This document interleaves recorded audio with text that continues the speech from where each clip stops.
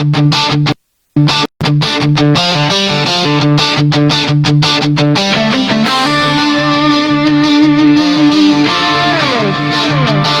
is for the ones who were raised on gasoline dreams, for the lug nuts holding tight to the wild red line seams, for the families, the drivers, the wrench turning crews, for the chrome, the smoke, and the ones who refuse to lose. Where horsepower meets heart, yeah, that's who we are.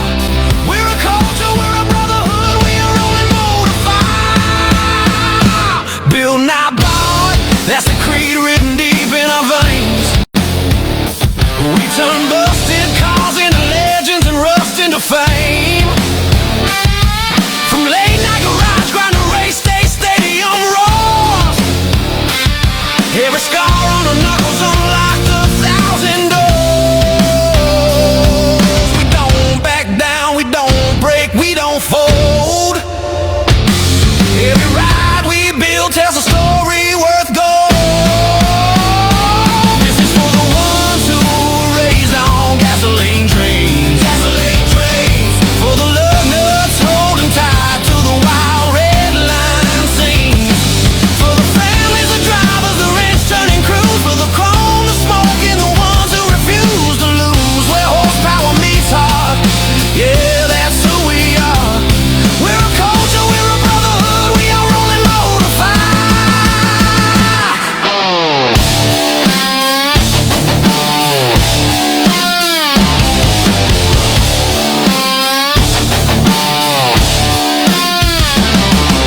Here's to the nights when the world said slow down,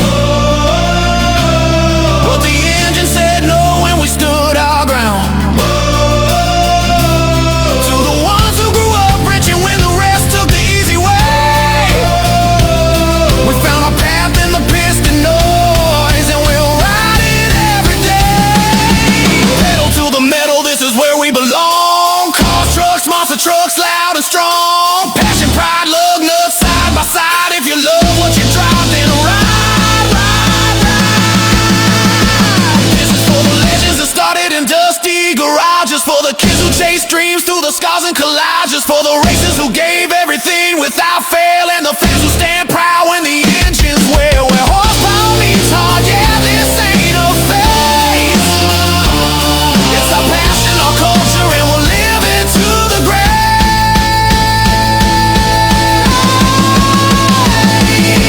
Pedal to the metal, forever in our veins. So look out, we're only getting louder from here. Nothing built strong was ever built out of fear.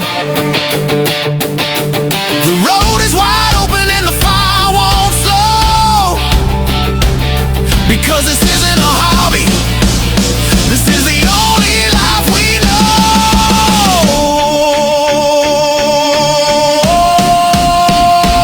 Pedal down, heads high. We're not done. Pedal down, heads high. Pedal down.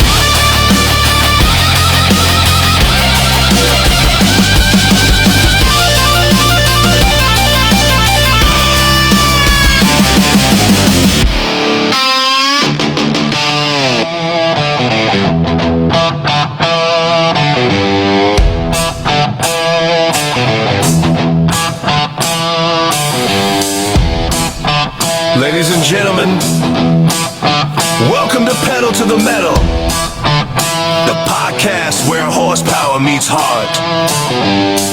From the shine of collector cars to the roar of race cars and the thunder of monster trucks, we've got it all. So buckle up your seatbelt, turn on the gas, and grab your favorite brew, 'cause the ride starts now. And now, here's your host, Roller. Hey, what's up? What's up? Good evening. Good evening. Hey. How do y'all like the new interior decorations inside, huh? Not bad, not bad. Another sold-out crowd tonight, 7,500 strong right here in the audience. What's up with the mezzanine? How you guys doing up there? Guys, I'll tell you what. Thank you very much. Thank you very, very much. I appreciate it so much. Thank you for tuning in. A little bit different kind of. Yeah, let's calm it down just a little bit down in here, okay? Just kind of calm it down just a little bit. Yeah, there we go. Anyway, got a little different show tonight. Going to do a little different format, and that's only because we're trying to oblige Tim Dudley. He is a groundskeeper. And hello, Carter. How are you? Good to see you on here. Anyway, he is a groundskeeper, and if they get more than an inch of snow up where he lives, he has to go in early, and so he has to go to bed early. So we're going to give him the first portion of the show, and then we'll do our music at the end of the show tonight. So I'd like to give a big happy birthday wish to my father up in heaven out there. This show goes out to him, and we're going to have some good time tonight, man. We're going to have a good time. We'll call Tim here in just a minute and get him on and stuff, but we got a lot of different things to go. But man, first of all, I have to announce the winner of the Name the Album contest, and it was we got some pretty good different names and stuff. There were some in there that we couldn't use, and then there was a couple in there that was in the running for a long time. But the one that kind of stayed strong there at the end was Echoes of the West, and that was courtesy of Jared Beckley. Jared Beckley is the winner of the Albums for Life contest. Congratulations, Jared. We'll give you a call. I sent an email out to him tonight. I don't know if he'll be in on the show tonight or not, but Jared Beckley picked the name Echoes of the West, and that's the name of the new album, Echoes of the West. Now, we do have some more information on Black Tie Soul. It will be out on Spotify, YouTube, Apple Music, and all the other platforms that DistroKid puts it out to on Wednesday. It hits at 12 o'clock in the morning. So you'll be able to go right over there to one of those platforms, and you'll be able to purchase those songs, listen to those songs, or whatever. But it's definitely going to be out on Wednesday at 12 o'clock in the morning. So we look forward to having that out. The other one, Roller's Promo, it's not doing too bad. It's not busting any barn doors down or anything like that, but it's not doing too bad. We hope that Echoes of the West is gonna take off and do really well. And I think probably Roller's Promo is probably because I didn't have an album cover made at the time, and I just used the Pedal to the Metal logo, and people might have been confused that maybe that was another episode of a show or something like that. But hey, that's the way it goes, first time for everything and learning how to do all this. And I finally have got it down to where it's not that hard and not that complicated now to put up another album and stuff like that. So the Black Tie Soul will be out on Wednesday at 12 o'clock in the morning. So you'll be able to go to those YouTube, Spotify, and all the other platforms that there's music out there, and you can download those songs for I believe I put them at 99 cents, and or you can buy the whole album, so it's going to be pretty good. I look forward to seeing what it does, because that was one of my favorite projects that I've done, and I'm really looking forward to seeing what's happening with it. So, like I said, Tim Dudley's going to be on a little bit early tonight. We'll call him in just a minute, but let's go ahead and go through our some of our sponsors right fast.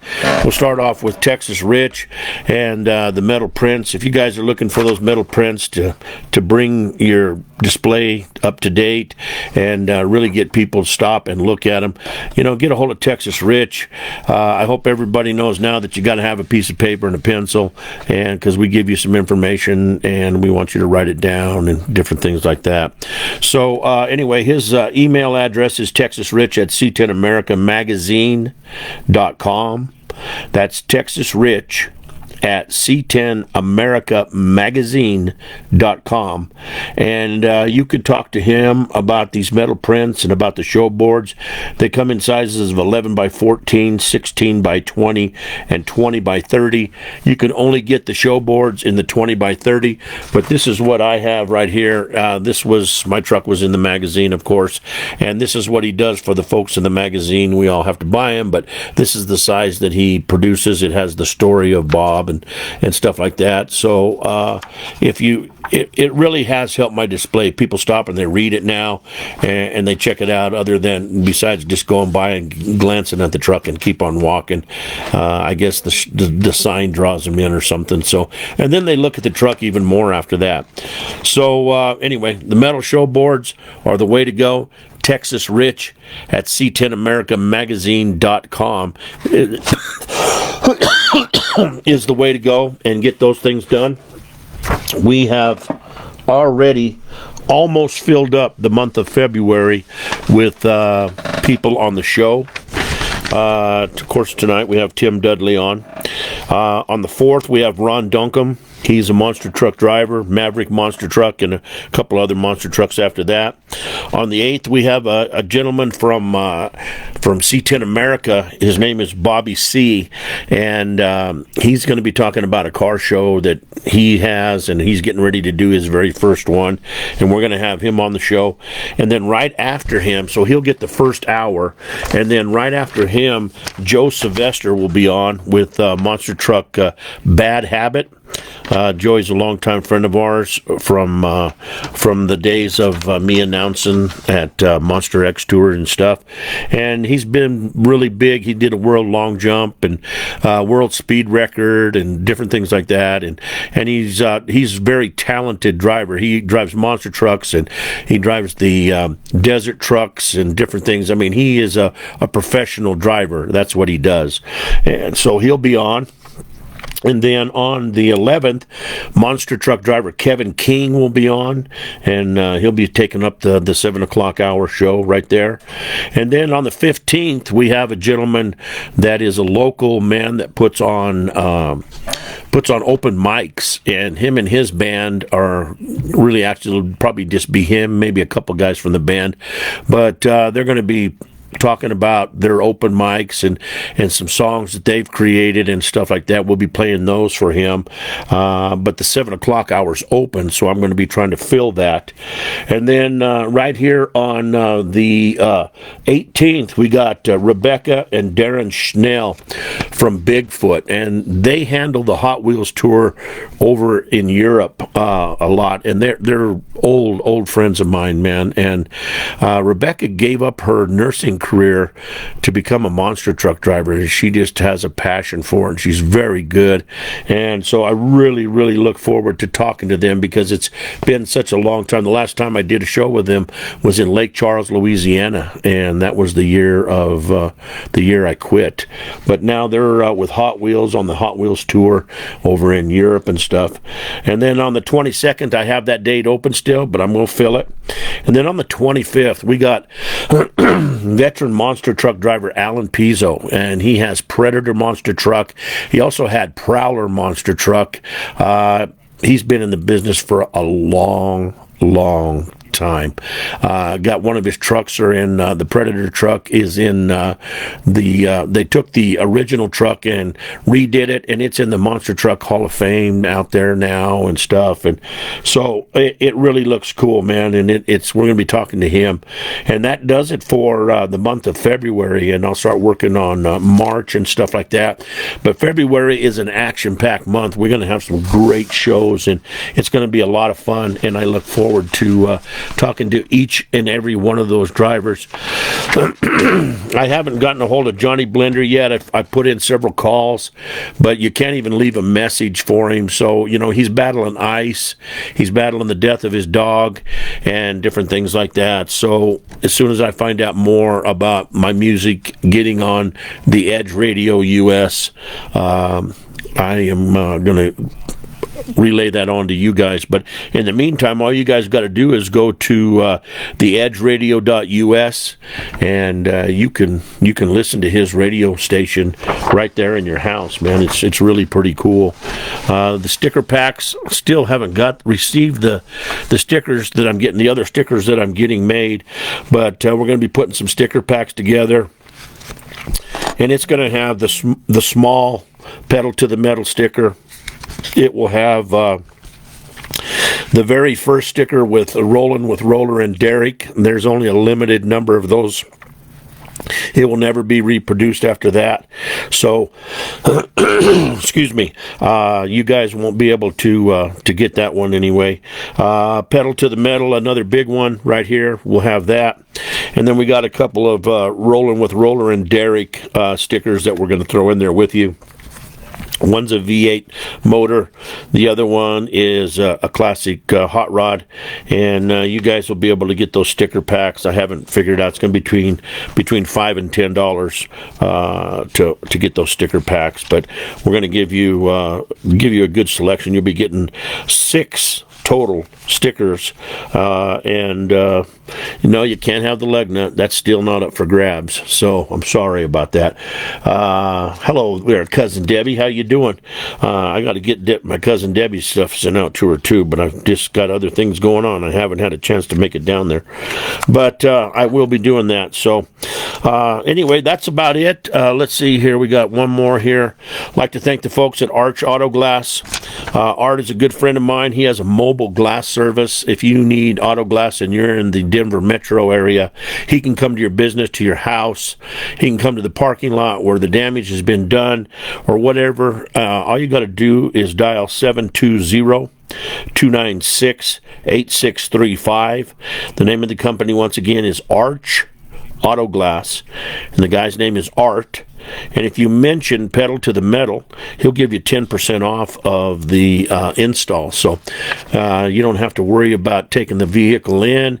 You don't have to worry about catching a ride. You don't have to be worried about nothing. All he'll do is come right to where you are, and he'll do it. And when he's done, you don't even know that he's been there. So very, very, very good. Very good at what he does. And we used him a lot when we had the car business going on, and he used to come and he'd probably do 3 or 4 windshields a week for us, and he's very good at what he does. He knows his product and stuff. So anyway, that's about it. Let's see what time it is. It's only 6:03. I was going to play this when we were getting back there at the after we get off the phone with Tim Dudley, but I think I'll go ahead and play this now. This is a song I made for my dad. Some of you might have heard it on Facebook, and it was for his birthday, and this is called Tell Everyone Hi in Heaven. We'll be right back here on Pedal to the Metal, Motors and Music in a minute.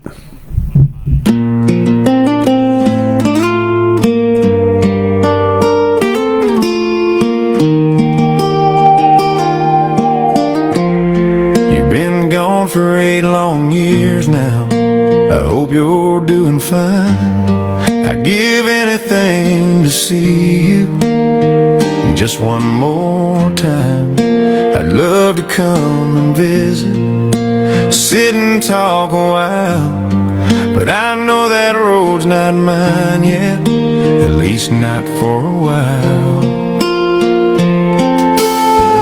Every night before I lay me down, I whisper your name and I close my eyes. I talk to God and I hold on tight to the promise waiting on the other side. So tell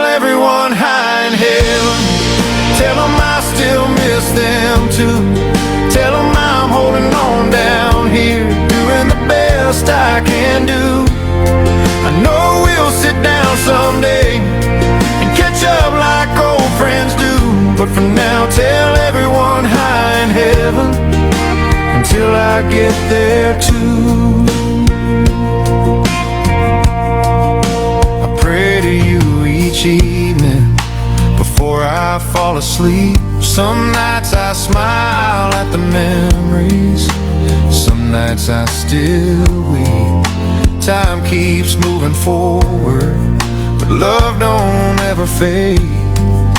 It's written in my heart now, in every prayer I say. I feel you in the quiet moments, in the stars and morning light. That's what keeps me standing strong when I'm missing you tonight. So tell everyone high in heaven, tell them I still miss them too.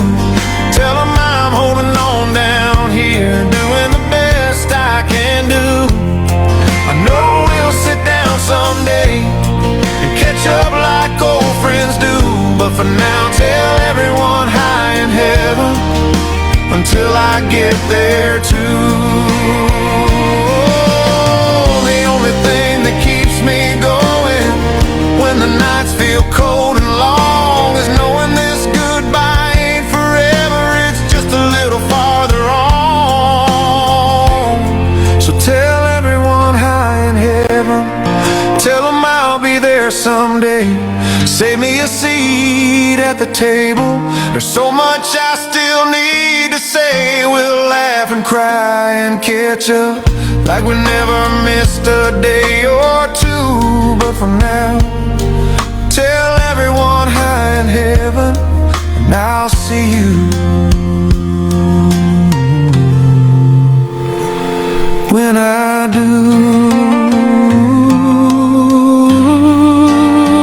Yeah, for now,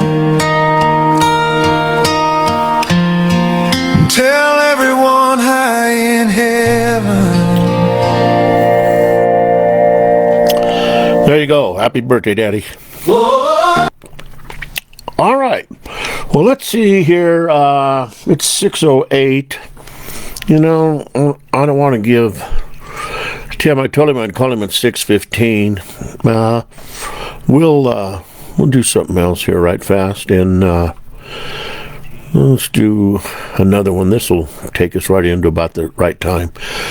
This one here is another one that I made, and it's called Where Do the Good Horses Go When They Die? We'll be right back here on Pedal to the Metal, Motors and Music.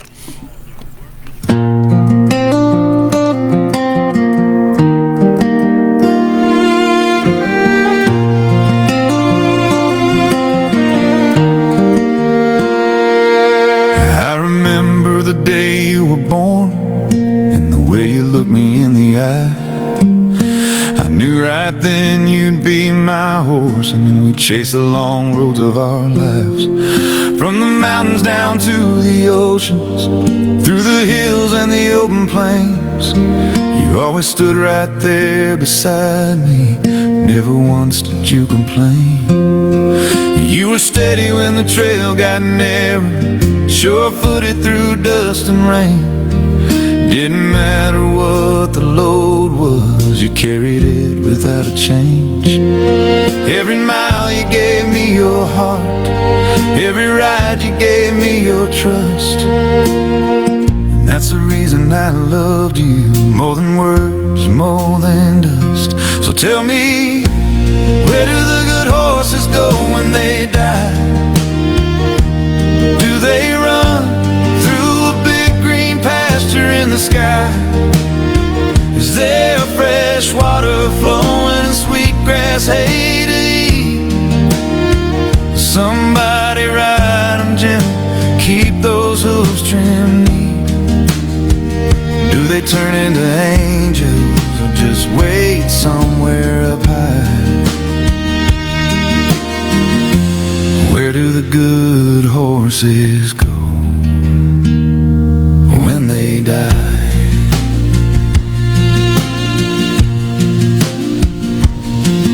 When the barn feels quiet at sunset and your halter's hanging on the wall, I swear I still hear your hoofbeats like you're answering my call. You gave me more than miles and memories, more than the wind and the rains. You gave me a piece of your soul, and I'll carry that till the end. Maybe heaven smells like leather, and the earth is soft and wide, where the fences never bind you, and the trails don't ever end in goodbye. So tell me, where do the good horses go when they die? Do they run forever beneath open skies? Is there cool shade in the summer, warm stalls when it's cold? Do they feel every ounce of the love they once showed? Do they weigh with a saddle and a soft knowing eye? Where do the good horses go when they die? If you're waiting on some high trail with the sun low and the air just right, save me a place in that saddle. We'll ride again one day into the light.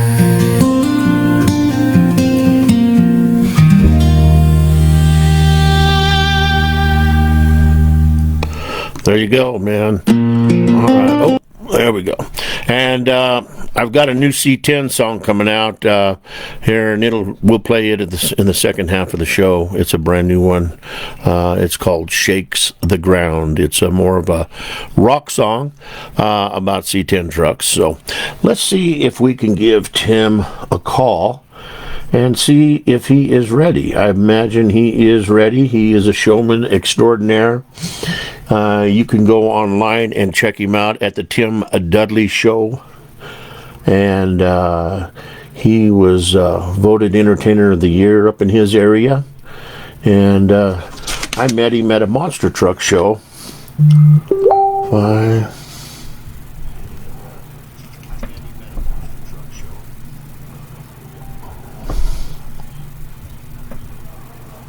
Okay, we're going to call him and see how that works.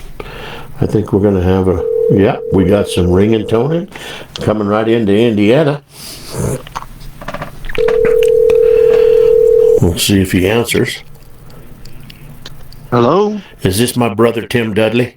Yes, it is. What's up, dude? How you doing, man? I'm doing good. How you doing, my friend? You know, today is my dad's birthday, so I've been a little down, but we're good, man. And wrote a song for him, and that helped out a lot. And so it's been good, man. You know, it's been a good day. Got a lot of things done for February, man. A lot of bookings.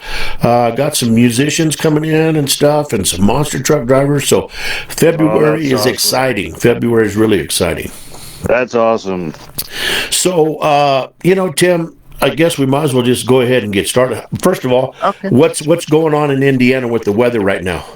Right now we actually have no snow for the first time in like 2 or 3 weeks. Wow. And with my job, I have to go and remove snow early in the morning, so it's not been fun.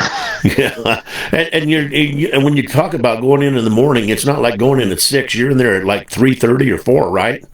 Oh, I gotta get up around that time. I gotta be in around 5 or 6, and by 7 o'clock we have to have enough people, snow removed so they can get to their cars in the parking lot. And everything.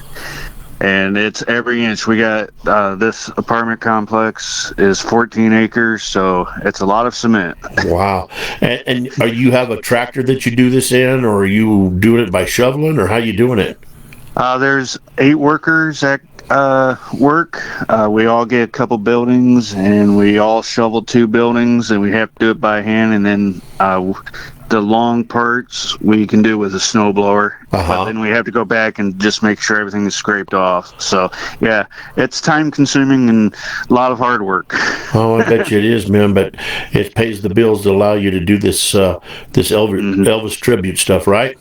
Yeah, I did the Elvis thing full time for about 10 years, and then when the pandemic hit, I got to provide for the family, so I didn't know what was going to happen with the entertainment business side of Right. things. So I said, bills have to be paid. And I did have a little bit of landscaping background, and this grounds technician job opened up for this company Uh-huh. at one of their apartment complexes, and here I am 5 years later. Well, that's good, man. That's good. Yeah. Tim, we met in, was it Plymouth, Indiana? Yeah, the At the speedways. Speedway there, exactly. We had been talking back and forth on Facebook, and I invited you to the show, and you got to sing the anthem for us there, and that was the first time I had ever been around somebody that, I mean, I'd seen him on TV and stuff, and the first Yeah. time I'd ever been around somebody that really did this for a living, because back then you were doing it for a living, correct? Yeah, I was booked almost once a week. Not like every week, but 3 or 4 times a month, and it paid the bills. And it's as good once you get a name for yourself. You can make a good living out of it. Well, sure, man. And you know what, man? I mean, you got the dark hair and the big sideburns and stuff, and you really kind of pull it pretty well off, man, guaranteed. Plus the Oh, thank you. costume. I mean, you probably got, I don't know how many costumes you got, and I would be afraid to guess the amount of money that you have in those costumes. Well, I have 12 jumpsuits, all replicas of what Elvis wore on stage. Uh-huh. And the bottom end is around $1,000, and the top end is about 4,500. Wow. Yeah, That's amazing, man. That is just totally amazing. But, if you're going to do it, you got to do it big, right? yeah. The Elvis fans deserve the best, and Well, Elvis sure. gave the best. I'm never going to come close to that band's talent, No. but if I can bring back memories of, to me, who's one of the greatest singers of all time, then I did my job. Yeah. Tim, when I was a little boy, my dad would wake me up at night to watch. I mean, it didn't even matter if it was a school night. He'd give, hey, come on, get up. It's time. John Wayne's on. Come and watch John Wayne. Oh yeah. But my mom would wake me up and she'd go, hey, there's an Elvis Presley movie on. Come on, get up. Let's go watch it. And I have the best memories with my mom watching, Blue Hawaii and Fun in Acapulco and GI Blues and all of them, man. I mean, I just absolutely. I still to this day, I've still got all of them movies and I watch every single one. My mom lost hers in the move, so I bought her every single Elvis Presley movie that I could find. And, I mean, she's still to this day, and she's probably 85, and she still loves Elvis Presley, man. He was a good singer and a great singer. I'm sorry. He was a great singer, and his acting wasn't that bad either. No, like King Creole, if you Yeah. ever watched that, he didn't sing a whole lot in it. You can really see his acting in that. And another great one is Change of Habit. He only sang like the beginning and then the end. Uh-huh. But they said that was one of his best movies with Mary Tyler Moore, Change of Habit. And Uh-huh. it was one of his last ones before he went back on tour in the 70s and stuff like that. Right. I love Speedway. I love Spin Out. I love all of them. And and what was really remarkable for me, it was to like almost full circle for me, was when we did a show down in Memphis and we got to go to the mansion and check it out. I absolutely felt like he was there. I mean, when you walk in the mansion door, if anybody hasn't been there, you walk in, and the first thing you see off to the right is the room that Elvis, that's where he greeted everybody. Am I right, Tim? To the right, yes, that was Yeah. like his living room, and Yes. then his gold piano is off in the back where Uh-huh. you can't get back there. But if you're lucky enough, some people are able to. Yeah. But and then the dining room to the left, Yep. and then his mom's room is straight back. Yeah. Yep. And then the stairway, of course, nobody can go up the stairs or nothing like that. But I mean, No. just the whole tour of his offices and the kitchen and the wall that's the fountain and stuff like that. I mean, it was just amazing. And then you come out onto the grounds. and there's the Lisa Marie out there, and stuff. It was just, Yeah. I just absolutely felt that I'll never get to see him in concert, but I felt like it would come full circle for me as far as being the Elvis Presley fan that I am. I'm not a big major Elvis Presley fan, Right. but I know enough to be dangerous, I guess. Get myself in trouble. Well, with Elvis, his name is worldwide. Yes. And everybody knows at least one of his songs. Oh, no matter what generation. So, yeah, guaranteed. I guess probably my favorite song is the one in Blue Hawaii where he sings to the grandmother for her birthday. oh, Can't Help Falling in Love. Can't Help Falling in Love. Great song. Beautiful song. Let's see here. So when did you acquire that you wanted to be an Elvis impersonator? Well, it started way back in actually kindergarten. I entered a talent contest, and believe it or not, I actually lip synced to Elvis because I was too nervous to sing, and I was too little. Really didn't have a voice. I was only 5 in kindergarten, and got second place. And I was an Elvis fan through the years, and through high school. I kind of kept it on the down low that I was a big Elvis fan because it wasn't cool being a Elvis fan. Right. And then about, I want to say 2003, I was on the internet one day and I came across this forum, and it was at that time I didn't know it was an Elvis guy. It was called Continued. It was put out by another gentleman from this area, Doug Church. And I listened to it, and, when you're 18, 19, you think you know everything. And I replied back on the forum. I'm like, oh, they did this by computer, by breaking down his words and blah, blah, blah. And long story short, I put a foot in my mouth syndrome kind of thing. And this lady emailed me back and says, no, this is actually Doug Church, who's an Elvis tribute artist or impersonator. And I'm like, huh? What is that? And they sent me a link to his website, and I'm going, whoa, this is really interesting. And I would just look up different Elvis guys, and one day a friend of mine, his nickname was DJ, took me to karaoke, and he would hear me sing with Elvis from time to time. Now my friend DJ, he's a big guy. He was like 450 pounds. And what I didn't know that day or that evening, he put my name up for karaoke. Oh my God. And he looks at me and he goes, you have 2 choices, kid. Either you go up there on your own, or I'm going to pick you up. And at that time, I'm only 170 some pounds, and this 450 pound guy was like, oh, I'm like, okay, I'll go up there. And I was shaking like a leaf. Oh, but after yeah. And that song All Shook Up, I knew what it meant after that. But I get done with the song, and people came up and said, man, that sounded really good. And I'm going, no, it did not. I'm shaking. You can see me. I could see my own hands shaking. My voice was raspy and everything. And my friend looked at me and goes, and I didn't know at that time he had some connections to the Elvis business or the Elvis tribute business. And he goes, if you're really interested, I could get things going.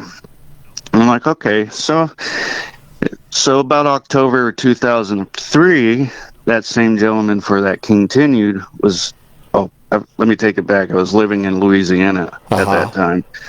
And Doug Church was actually coming to Houston for a gig. And I'm like, man, I would really love to go and everything. And through a friend, I was able to go and see him in Houston, Texas for this fundraiser private gig. And I just was in awe and everything. And I was just watching, and I'm like, I would love to do this. I was seeing these Elvis fans crying Right. and it just brought back memories. And I was asking questions, and I said, Tim, it just brought back a lot of memories for us, and it felt like Elvis was right there in front of us, even though it wasn't him. Uh-huh. And after the show, I said, hey, Doug, I was able to talk to him, and I said, I would love to get going in this. He goes, hey, I'll help you any way you can, if any questions. Wow. And that's how I ended up. And then through another friend who I knew, her and her husband, amazing people, from the Texas area also. Because of them, they blessed me with my first jumpsuit. And that's how I got going. Oh, wow. That's cool. I mean, to have friends that would help you go that far is just amazing, man. It really is. Yeah. They said, if this is your dream and you want to try it, go ahead. And I'm like, let's give it a shot. Let's see what happens. Sure. So, that very first gig that you got, man, what was that like? Well, believe it or not, it was my grandmother was an activities director for a nursing home in Louisiana at that time. Wow. And actually on my birthday, in February of 2004, I did my first show at a nursing home, and that's what got it going. That's amazing. See, and just the help that you had, and it's people that cared for you, man, that want to see you succeed. They knew that you had some of the talent to get in there and do it. You had the drive for sure. And man, I mean, isn't that great that people believe in you? Oh yeah, and when I first started, don't get me wrong, I don't think I'm the best there ever is for Elvis tributes. Right. But I would always film my shows, and I saw what I could improve, and that's the only way you can get better. Yeah, guaranteed. Well, I'll tell you what, let's do now. I'm just playing off your emails here, so I guess, should I click on the pictures, or should I click on the blue lettering? The blue lettering, it should be. Okay, so the first one here, and I'll let you give us a lead in. The very first one is Polk Saladani.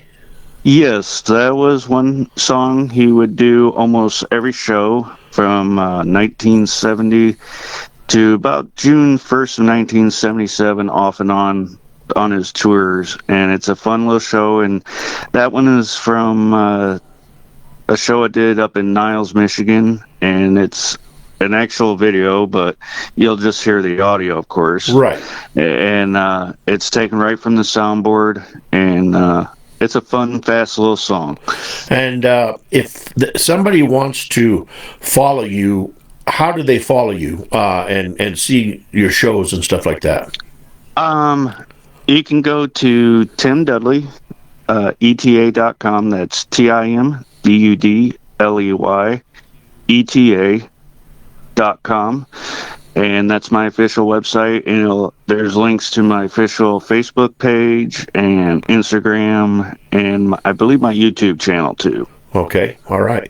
Well, we're going to play this. Now, I did play a couple of them when I first got it, and first of all, it went into an ad for whatever happens to be, but maybe it won't do it this time, so we'll see. We'll look and see. Okay. But ladies and gentlemen, here it is, right here on, you know what, you're our very first singer on the show, the new show called Pedal to the Metal, Motors and Music, man. So, oh wow, very I'm honored. Very first one. So, excuse me. We'll be right back here, ladies and gentlemen. You're listening to Tim Dudley sing Polk Saladani. We'll be right back. And they can hear you talking. I can't do anything about that. I can't mute your mic. It'll mute everything. This is the song I get paid for. Just this one. Yeah. Anybody guess what it might be? All right. I didn't hear it, but go ahead. The bass is real big. All right. Let's turn down the bass on this one, Yeah. because it's going to be loud.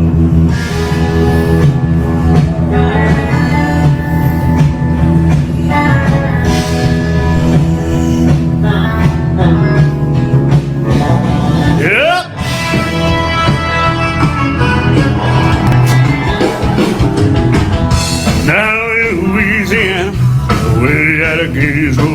me, Lord. I lived a good last swear to the world. Maybe I gave you a take. Saturday night. He's got the gray hair. Everybody said it was a shame, cause the mama was a wheel chain gang. A mean, vicious, straight razor to a woman. Lord have mercy. Now every day for summertime, she go down by the truck patch, pick her mess of poke salad, Lord. I carry it home in a tote sack, poke salad. She's got gray hair. Everybody said it was a shame, cause the mama was a wheel on a chain.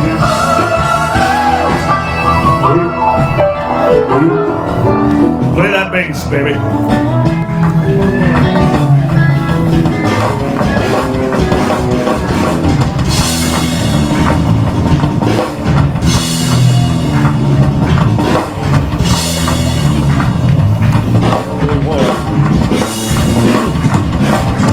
Play it, son.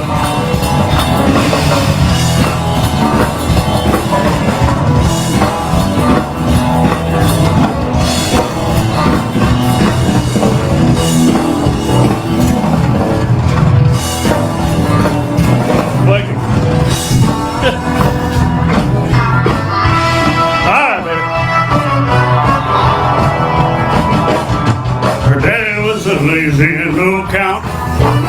Baby, you had a bad back.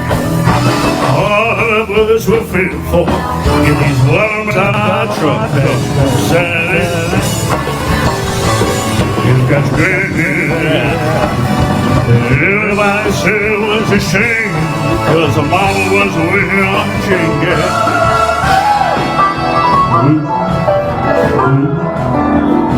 Alright, let's test out the new suit.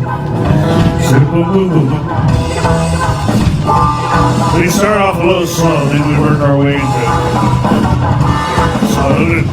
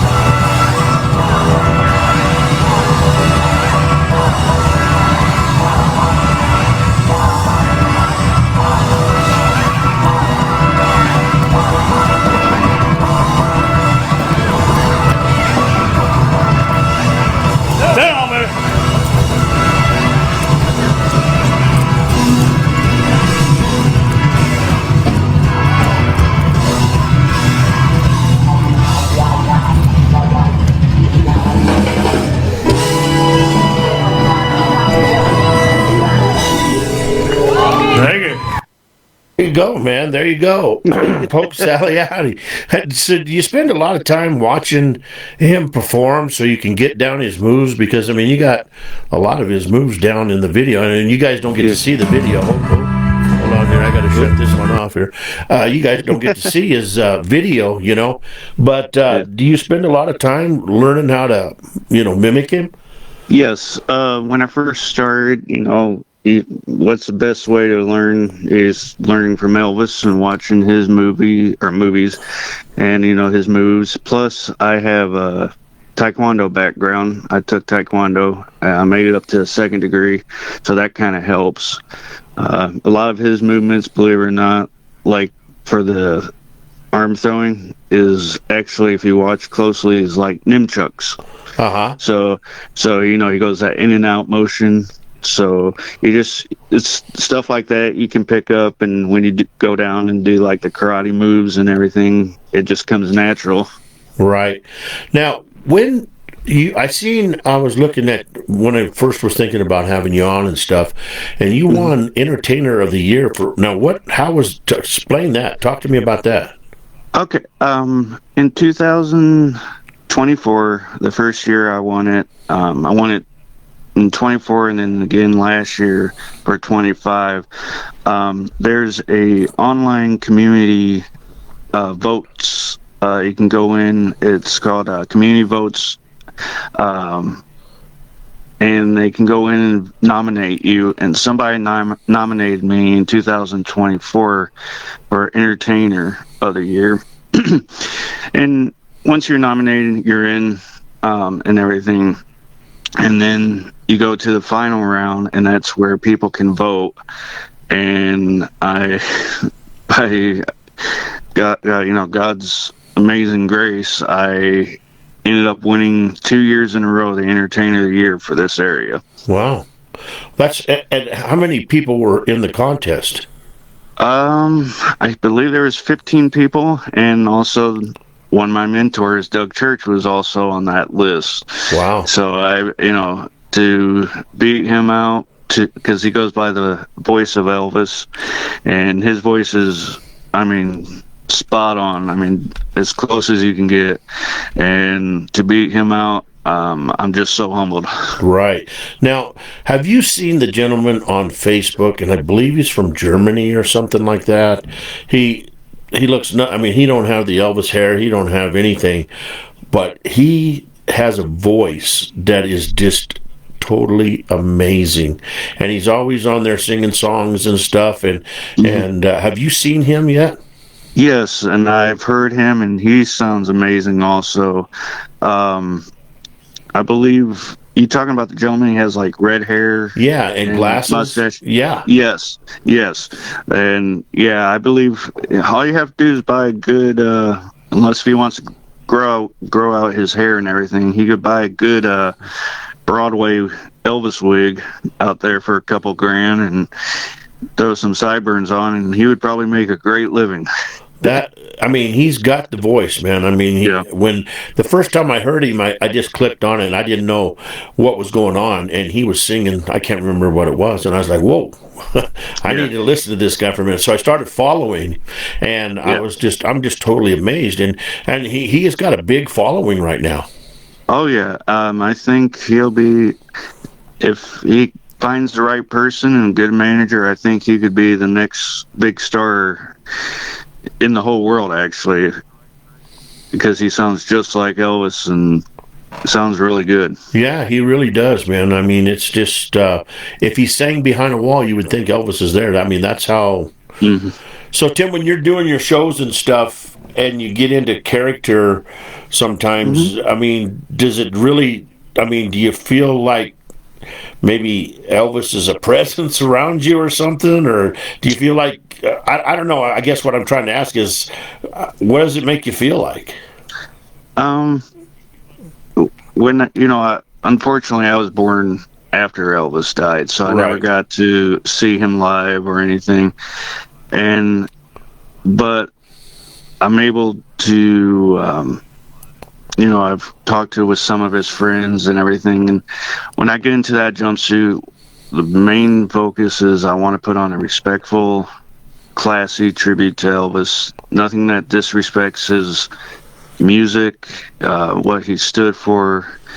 And, about a half hour before the show, I will go backstage and, I'll pray a little bit.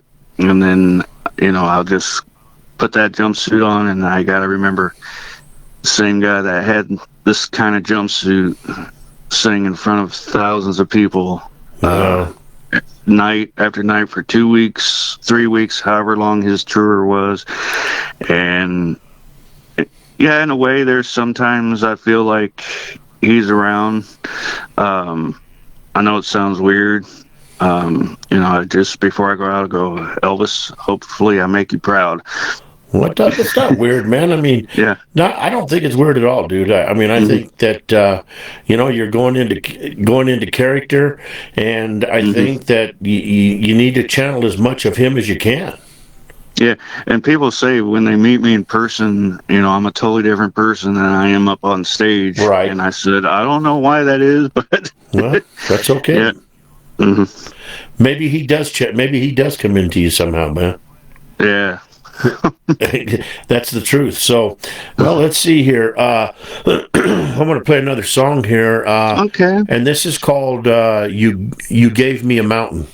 Okay. You want to do a little lead in on that one?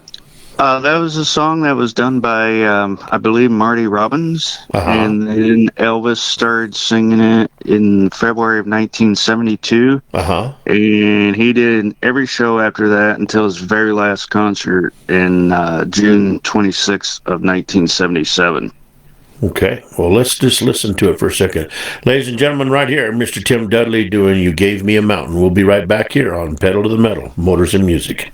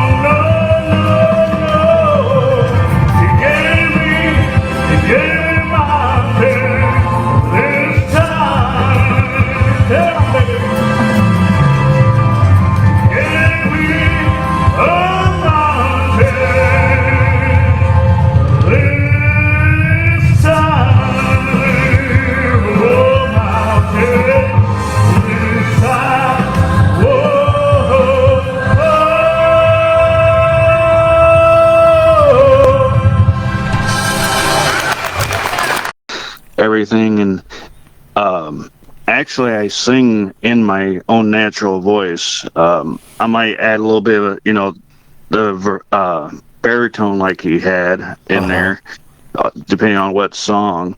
But yeah, it's definitely matured. The more, it's like any instrument, more you use it, more strength you can get into it, and it just, your vocals get stronger more you use it, and you warm up and sing every day, and your voice will mature.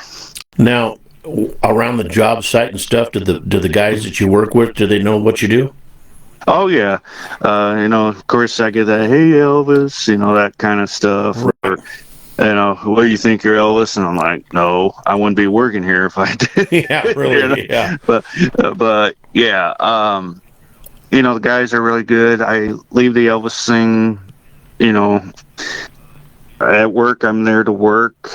What's nice is I'm a grounds technician, so I work outside. So when I have to like trim bushes or cut down branches and stuff, I'll sing when the motors are going, so nobody can hear me.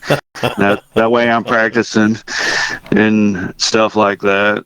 And but they're really good, and what I love is this company I work for. When I need time off for shows, if I have the PTO, paid time off, I can take time off and do the shows I need to do.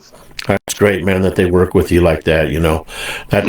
That's really that. It's fun to be able to have a company that backs you. It allows you to work for them, but then they also back you in what you do and stuff. And now, have they ever hired you for a company party or anything like that?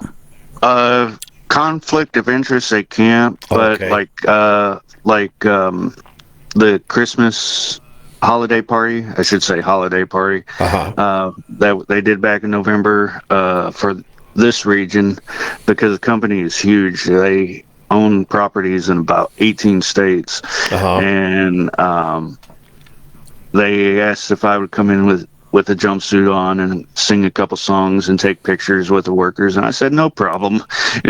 Right on, man. Was that one of the first times that the guys and the gals, I imagine there's a few ladies you work with or whatever, but was that the first time they'd ever seen you in your entertainer outfit?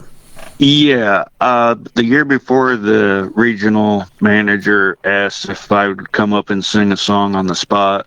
And I was just in dress clothes at that, and they loved it, and that's how this ended up happening this past November, doing a couple songs and then taking pictures with the other employees. Right. Now, what would be your dream jumpsuit to own that Elvis wore? Actually, I own two of them. The one in the one video, Poke Salad Annie, that one was called the Arabian. I've always wanted that jumpsuit. And then there's another jumpsuit that he wore, actually on his last TV special in 1977. It's called The Sundial, and it's all embroidered. Hold on, I'm sorry there. I'm trying to set up for the next song. Yeah. I recognize that guy's voice. Who was? He's a guy. It's Elvis. He's a good friend of mine. Yeah, that guy thinks he's Elvis.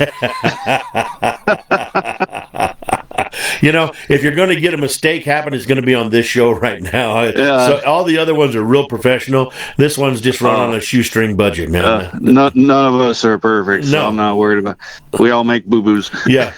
But go ahead, and I'm sorry, I won't touch it until the next one. It's called The Sundial. It was one of his last jumpsuits he wore on a TV special called Elvis in Concert that aired, I think it was 2 months. Yeah, October 3rd of 1977, a couple months after he passed.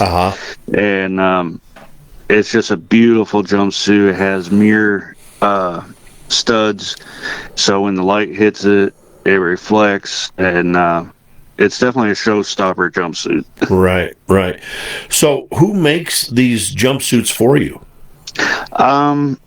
My very first one was done by B&K Enterprise down in Clarksville, Indiana, but that one I sold to another ETA that got started in the business, and there is a lady up in Canada. The place is called Pro Elvis Jumpsuits, and her work is just amazing. And she has TV background. She does shows for like CW. I think she did like Catwoman, different shows that have been on CW. And her profession is just now doing jumpsuits and everything. And her work is just absolutely amazing. What's the turnaround time on, say you order one today? When would you see it? There's two different kinds. There's ready-to-wear jumpsuits, which they only take like 6 measurements, and then they guess on the rest, and that can take 6 to 8 weeks, and that's with embroidered jumpsuits, like the one in the video Poke Salad Annie. That one is embroidered. And the studded suits, it could take less than that, and then custom ones, which they take over 150 measurements, that could take up to 11 to 12 weeks. Wow, that's crazy, but it's worth it. Yeah, and she goes in order, so she might not be able to start it, like 4 weeks down the line. So whenever they do start it, and she'll let you know. Like today, we started on your jumpsuit. She'll put in an email or a text to me, and I can estimate between 6 to 8 weeks for the jumpsuit to get here. Does she send you pictures along the way of the suit being built? Yes, she can if you ask her. Oh, cool. Cool, man. All right. Well, hey, Tim, why don't you take a break for a second? We're going to play, we got to pay some bills right fast. And we'll be right back here, ladies and gentlemen, on Pedal to the Metal, Motors and Music, right here. Talking to Tim Dudley tonight, Mr. Elvis himself, a ETA artist right here. Hold on. We'll be right back. Hey, Lugnuts, take a look at our new partner, 6ix9ine Graphics and Design. A small design and marketing company big on personalized service. They work close with you to get your business noticed with graphics that stand out and get attention. 6ix9ine Design focuses on stickers, decals, and graphics for your hot rods, custom projects, or business marketing. 6ix9ine Design also includes logo design, brochures, signs, business cards, banners, custom apparel, vehicle graphics, and much more. Remember, that's 6 and the number 9 graphics and design. Or go to 6ix9design.com or find them on Instagram at 6ix9design. Hey, Lugnuts, need pick me up to start your day? Then it's time to go to Rise and Grind. At Rise and Grind Coffee in Parker, Colorado, you'll find everything from bold espressos to creamy lattes to refreshing chai teas and smoothies. Whether you love it regular or decaf, we've got the perfect cup waiting for you. Hungry? Grab a hot breakfast burrito and a fresh muffin to go with your drink. And don't forget to check in on our merchandise. Perfect gift for any coffee lover. Planning on an event? Rise and Grind brings coffee to you with our family-equipped portable coffee trailer. Perfect for weddings, meetings, celebrations of any kind. Stop by 475 Singing Hills Road in Parker or give us a call at 480-212-3787. That's 480-212-3787. Rise and Grind Coffee, fueling your day one cup at a time. All right, guys, we're back. Now, if you guys would like to order any of the albums that I've created, all you have to do is, for right now, and I'm talking just for a little bit, I'm right in the process of getting the website built for Pedal to the Metal, Motors and Music, and you're going to be able to do everything from the website. I apologize for not having it out there sooner, but hey, everything costs money and you got to wait. So I got a gentleman building it for me right now, and there'll be buttons that you can push on the website, and it'll take you right to purchasing music. There'll be buttons that'll take you to buy swag. The buttons there that'll take you to put in a request to be on the show, and all kinds of different things. So it's going to be a really cool website, and I can't wait to get it out. But for right now, all you got to do is send me an email at jeffrichards327@gmail.com. That's jeffrichards327@gmail.com. You can get Colorado Country, Cruising the Classics, Black Tie Soul, and now you'll be able to get Echoes of the West. That album will be out on there, and I'll probably hold off to put that onto the new website where you can get that there. So, but if you email me and you want a copy of Echoes of the West, we can do something like that. Or if you're looking for the C10 country one, you can go over to my buddy Texas Rich's email address at texasrich@c10americamagazine.com, and you can get that album we have. Well, there's 26 songs in that album, and you can get them exclusively at C10 America only. I can't sell them to you. They're exclusively through him, but that's c10americamagazine.com for more information on those songs and stuff. So we're back, and we're talking to Tim Dudley. Tim Dudley is an Elvis tribute artist, and he happens to be a good friend of mine. We've had a friendship. We don't talk all the time, but he knows that if he needs something on this end and I can help, then all he's got to do is pick up the phone, and I'm sure it's the same way with him. And it's a pleasure to have you on the show, buddy. It really is. Same. It's such an honor to be on here with you, and it was an honor to meet you back at that Speedway. Oh, man, was that almost 10 years ago? Dude, it was a lot. I was trying to figure that out today, and I was trying to type in monster truck, and it was Plymouth, Indiana, but I couldn't remember the name of the speedway or nothing, and I couldn't find it, man. I just couldn't find it. Yeah, it was a Plymouth Speedway. Plymouth Speedway. But it was about 10 years ago, man. Guaranteed. Yeah. And somewhere close to that. Yeah, and I remember the first night, a lot of breakage and all that. Yeah. That usually happens a lot. Yeah. And then you get to see me scramble. Yeah. And try to build a show. You handled it perfectly. Well, thank you. I mean, I was just in awe. I'm going, how's he going to do this? 3 out of the 5 trucks went down. Either motor problems or, what was it? I think it was all motor problems. Yeah, well, one was a transmission. I know that for sure. Yeah, and it was just stupid hot that summer too. So I remember being really, really hot that night too. Yeah, exactly. And I never did go back up in that area to do a show after that. I don't know why. They just never sent me back up in that area. I think it was because they had an East Coast team, a West Coast team, and I was closer to being the West Coast team, so I did a lot of more West Coast stuff than anything. Yeah, and they changed it's all pavement now. And really? They really updated that track. So they don't have any monster truck shows there now. Sure. So how did you become a monster truck fan? It started way back in I want to say 87. There was a show and shine exhibit at the Omni in Atlanta, Georgia. Because my mom and I lived with my grandparents, and my grandfather was starting to get into this monster truck stuff, and he found out Bigfoot was going to be there on display, and here I am in 1987, 3 years old, first time seeing Bigfoot, and I believe it was Rich Hoosier is who I met, and as soon as they fired that up, normally kids at 3 years old would probably either cry or run. Right. And all they said is, I put a big smile on my face, and I was like, ooh, I had that ooh face. And after that, I was hooked on monster trucks, and I just love them.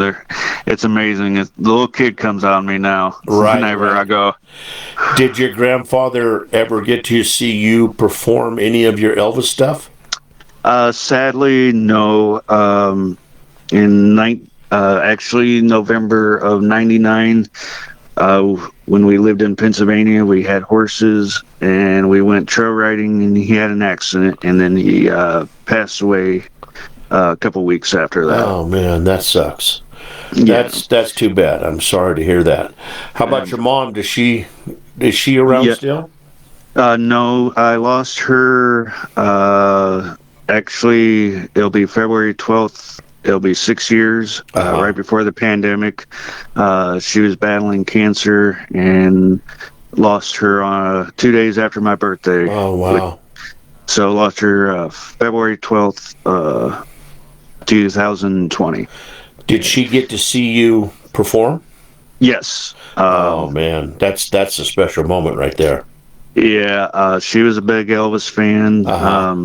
And so is my grandfather and my grandmother, and because of them, that's how they introduced me to Elvis. Right. As a kid, and they said I just fell in love when they put Aloha from Hawaii special in on VHS, and I was hooked after that. Sure. Kind of like with Monster Trucks, I was hooked on Elvis too. Well, Tim, I mean, that's two things that aren't too bad. No. Too bad. And I think that maybe that's one reason why you and I are friends, because of the fact is that we both have two things in common, I mean, Yeah. I don't know half the stuff about Elvis that you do, but I can sit there and tell you that I watched a lot of them movies, and I haven't watched them all, but I've watched the biggest percentage of them. I promise you that. Yeah. And you know what the weird thing is, like with Monster Trucks, I can watch and I can tell you exactly if an axle broke or something, but I can't tell you how to fix a car. But I've watched Monster Trucks enough. If I know a tire ain't moving, I'm like, okay, the axle's just broke, or the dry shaft, Yeah. But yeah. Well, that's all right. I mean, everybody's got their strengths, right? Yeah, yep. I know one thing. I couldn't get up on stage. Now, I have done monster truck shows. We were the first monster truck show at the new Cardinal Stadium. And I was working for AMP Live Events at the time. And I think there was 40-some thousand people maybe, or something like that. And I got up and I was with my idol, Army Armstrong, and didn't have a problem. This did not have a problem whatsoever, unless I've got 3 gallons of Jack Daniels in me. I can't get up to do a karaoke song, and the only karaoke song I can do is Louis Armstrong, "It's a Wonderful World," and that's back when I was smoking cigars and drinking a lot of whiskey. I had the acquired voice, But I mean, I couldn't do what you do for love nor money, man. I couldn't do it. Yeah, and all I do is people say, "Do you drink?" And I go, "No, I just drink water, and I have some hot tea before I come out, and to make sure my vocal cords and diaphragm area is loosened and ready to sing." Yeah. When I was watching one of your videos, that last one when you were singing there, you pulled up that big bottle and you were drinking. I was like, "Is that a bottle of vodka he's drinking?" I'm like, "No, Tim don't drink, so that's got to just be a big bottle of water, and that's all it is, man." Well, I don't know if I can say the name over the. I don't think it matters, really. But I drink Smart Water. I tell people as a joke, I said, "This is how I remember the words." I drink the Smart Water, and that's how I remember. And it gets the crowd laughing most of the time. Well, and that's another thing you have to be able to do. You have to be able to entertain them on the mic when you're singing, but you also have to be an entertainer when you're not singing too, and you do both very well. Oh, thank you. Thank you. Guaranteed. And you did a great job. Like when I saw you, when those trucks were breaking, you're like, you just handled everything perfectly and filled in where it needed to be filled in. And I'm just sitting there going, man, I can't do what he's doing. I guess we each have our own talents, right? Yeah. Guaranteed. Well, I'm going to click forward here, and we're going to see here. Hopefully, I don't mess this up. Let's see what we got here. I know we just done this one here. I'm going to go past that. I could go back to the original email maybe. And okay, here we go. Let's do that. Let's see. This one here is the third song that you sent to me, and this is "Stand By Me." This is a cover song that you're doing. You want to give us a lead in on that one? Yeah. Of course, if you know anything about Elvis, 3 of his Grammys came from gospel songs. Right. And this is one of his more recognizable gospel songs from his very first record, How Great Thou Art, in the mid-'60s. I can't remember the exact year. I want to say 66, 67. And this is one you don't hear a lot, and it's called "Stand By Me." It's just a beautiful gospel song. All right. We'll be right back here on Pedal to the Metal, Motors and Music.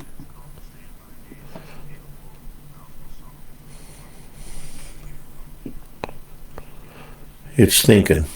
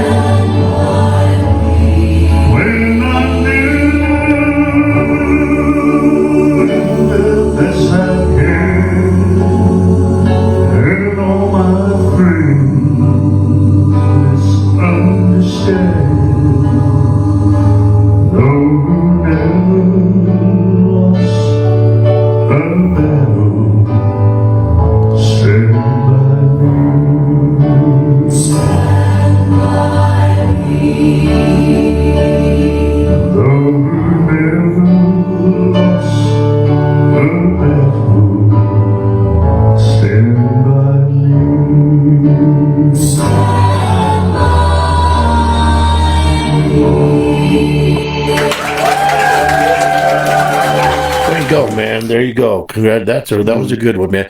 Do you like singing the gospel ones better than you do the regular tribute ones from him, or what do you find yourself enjoying more to entertain?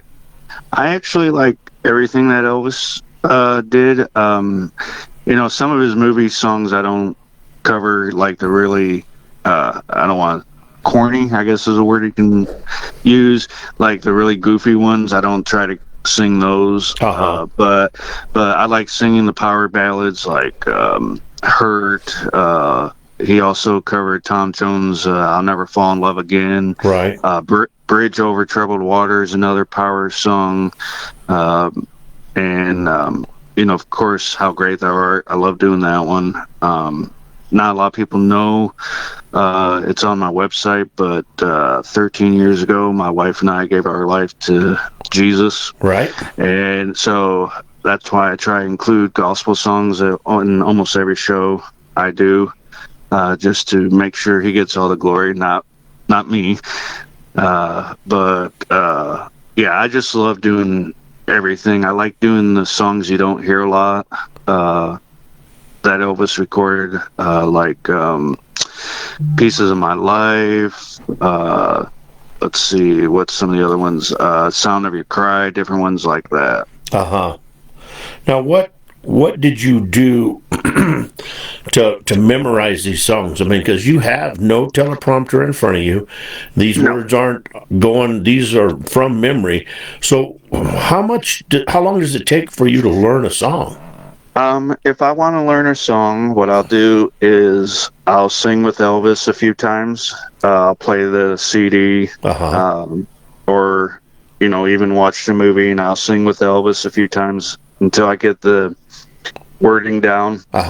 And then I'll just print out the words, and then of course I use professional backtracks to sing with, and I'll do that until I can memorize it, and then I'll have it in my hand and kind of put it to my side, and once I feel that I'm good enough to sing it, I will include it in my show after that. So your show, how many songs are in your show? How long does your show last? How long is your show? It depends on what the client books me for. One show can last an hour, or 2 sets is the most I do now. I used to do 3 sets, but now that I'm getting older, 3 sets at 41 years old kind of puts a number on it, with all the Elvis moves. So I try to do 2 sets, and they last anywhere between 50 to 55 minutes worth of songs.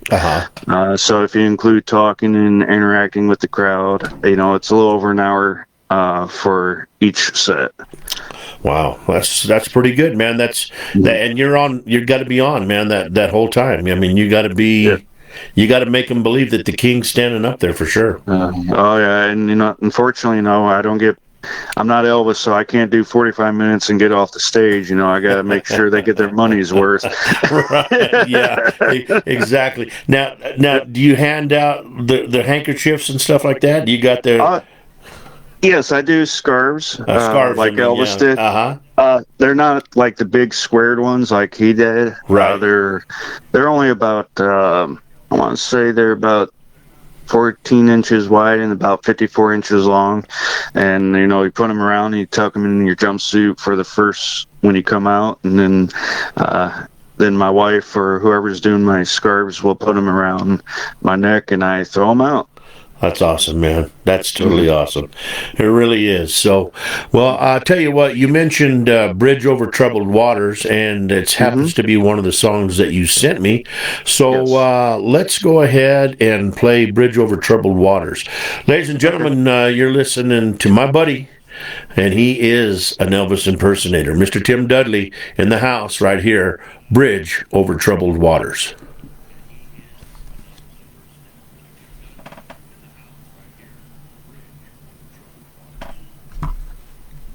We'll find him. There we go.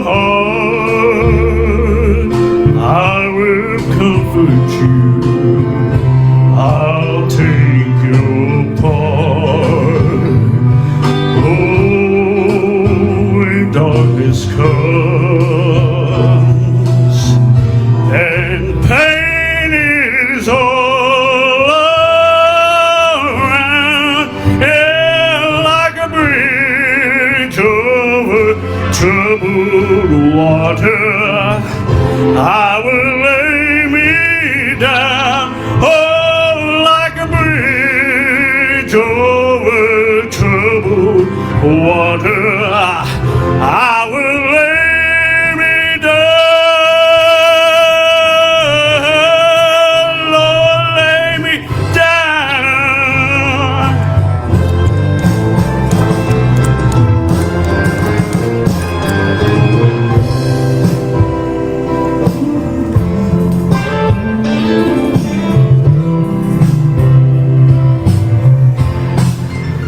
Sail on, summer girl,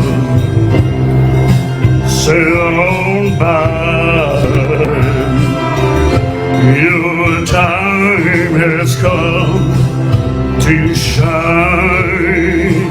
All your dreams on their way. See how they shine.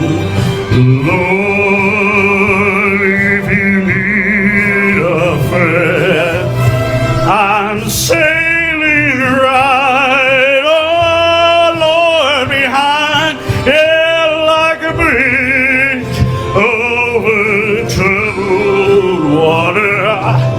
I would ease your mind like a bridge over troubled water.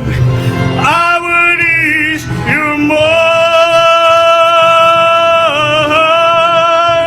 Lord, your mind. Yeah, baby. Whoa, whoa, whoa, yeah, Lord, yeah. Thank you. Thank you. Thank you. Thank you very much. There you go, man. I love it. I love it, dude. That's awesome, man. It really is. So, you know, I know that you it's late there where you are right now. Let's see, if it's 7 there, it's 10 o'clock there, correct? It's almost 9:20. Oh, 9:20. roughly. Oh, okay. Yeah. I thought it was 10 something there. Let's talk just a little bit more, and then we'll do another song, and then we'll let you call it an evening. And man, I just really, I can't stress enough how much it meant for you to be on the show tonight, man. I really appreciate it. Thank really you, do. and it's my honor. And you know, if I drank, I would break out a bottle of champagne to celebrate. But Well, that's all right. You don't have to start drinking. That's yeah, that's what it's all about. but I'll have a big, huge glass of sweet tea. There you go, man. There you go. Yeah. That'll work Yeah. for sure. And hopefully everybody's enjoying it and not, plugging their ears going, oh my God, who is this guy? You know, the thing is not once during this interview have I heard you say I sound exactly like Elvis or anything. You do Elvis in the tribute the way that you do him, and that is, they need to see the videos and stuff, because you have the hand gestures, you have the stances, the karate stances, and different things like that. You have them down, man, and stuff like that makes it a good show. I mean, that's all I don't know. I'm not dissing you in any way, shape, or form, man. I think you do a very good job at the tools that the good Lord has given you. Thank you. Yeah. And, I never dreamed, my grandmother is the only one left. And whenever we do talk, she goes, I never thought when you started watching Elvis, you would take it this far where you're actually dressing up. And, it at one time was making a living, and then, still making a living from my full-time job and doing the Elvis too when the shows do come in. And we just laugh about it. And I go, it's just something, I love it. I love the Elvis fans. Just something about the Elvis fans, I can't describe it. You can meet somebody from Japan and not know any Japanese, or they don't know any English, but you say Elvis and, smiles and hugs right after that. Right, exactly. Now, excuse me, a little dusty down here in the basement. you're doing some kind of a show or something. Did you have one of the tribute artists pass away here recently or something like that? Yes, dear friend of mine, a dear friend with a lot of the Elvis guys in this business. He had a heart of gold. If you could describe what the heart of Jesus is like, this man lived it, and he was just a sweet soul. Had an amazing voice. He was been doing Elvis for I want to say over 40 years at least. His name was Danny Dell. He's out of Kentucky, and we just lost him back in November. And his family is doing the first ever memorial concert, which will take place in a few weeks on February 21st in Louisville, Kentucky. And a bunch of the few of the Elvis guys are getting together, and we're just putting on a concert almost all day from like noon to 9 o'clock in the evening. Each of us have a different time slot, and all the money that comes through the advance tickets and the general seating and at the door will go to Danny Dale's favorite charity. Wow, cool. Now, is this show going to be televised, or is there anywhere that somebody can watch it? I'm gonna ask him. I thought about that, believe it or not, today. So I'm gonna ask him for like the people overseas if we could maybe do a Facebook Live thing. I know I'm gonna ask my wife to go Facebook Live at least during my performance. Right. So it'll be on my official Facebook page, the Tim Dudley Show. And my time slot is, let me think. I want to say it's from 5:30 to 6. 5:36. So that's enough time to sing, what, 3 songs, 4 songs maybe? Actually, it's 30 minutes, and I believe I got 10 songs. Wow. Yeah. Dude, that's just like, all right, thank you very much, and then boom, there's another one. I mean, there's no rest for the wicked right there in between.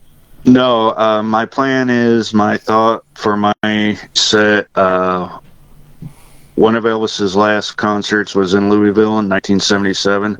So I'm going to wear the sundial like he wore, right, and I'm going to recreate that concert. Yeah. I can't do every song because every song would be over an hour. Sure. So I cut it down to the best songs that I think I do, and we're going to film it at least, hopefully, for Facebook Live and try to recreate it. Well, that's cool, man. So, how long do you plan on doing this? As long as I don't start looking, how can I put it, old on stage. Right. When the wrinkles get to the point where, I start looking older than what I am. Right. I will probably hang up the jumpsuit. I might, do like where I just wear a dress suit and continue to do the Elvis. But as far as the jumpsuit, I see myself maybe another 9-10 years. I'll probably just pay tribute in like a dress suit instead of a jumpsuit. Right. Now, what will you do with all your jumpsuits and stuff when that day comes? So, I mean, like I said, the good Lord has blessed me. My wife and I are blessed. I got a great job. As long as I still have a job and everything, more than likely I will find somebody out there that's starting in the business, and I will just give them to somebody. Oh man, that's so cool. Yep.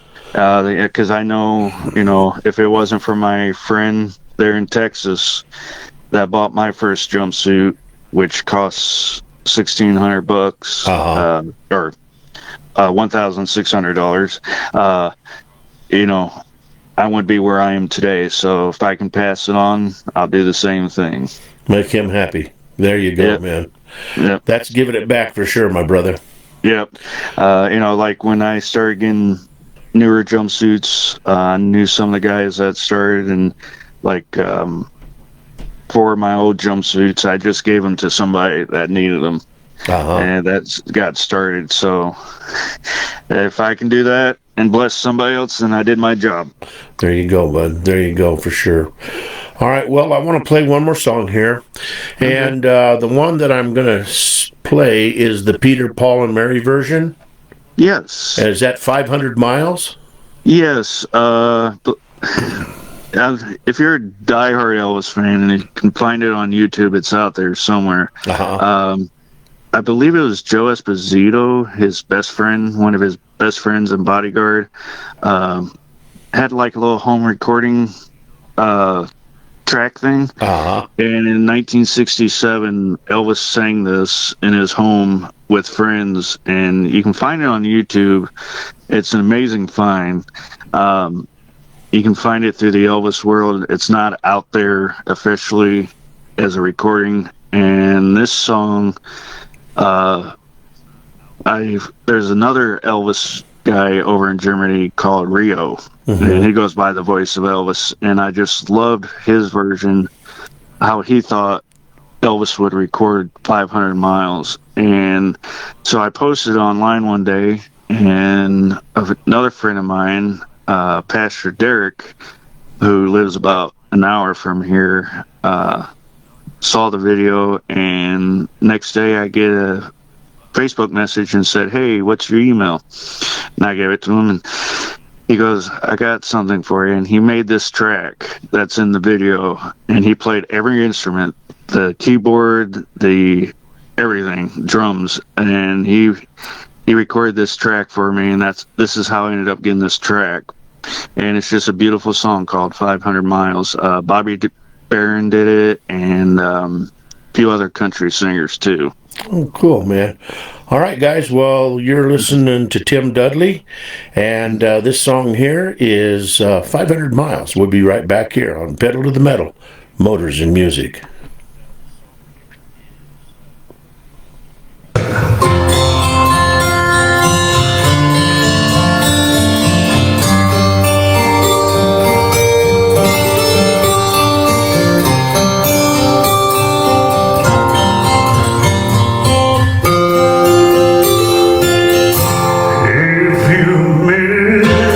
Train on, you will know that I'm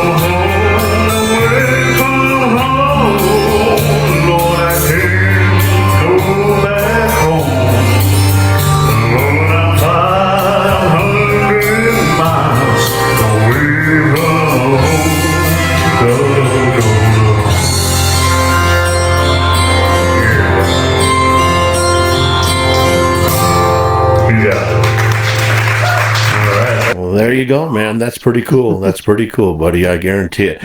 I got a good friend on here I haven't seen in a long time. Hello, Bobby Post. How are you, man? It's great to see you on here watching the show. I've spent a lot of time in my life working at the auction with this gentleman, and he is a true gentleman for sure. I sure do miss him. But no, Tim, I'll tell you what. I like it once again. Thank you very much. I just appreciate your friendship, number one, and then taking the time because I know you got to get up early and stuff, and being on this little podunk podcast. Hopefully, it's going to get big one day, and we're going to do good.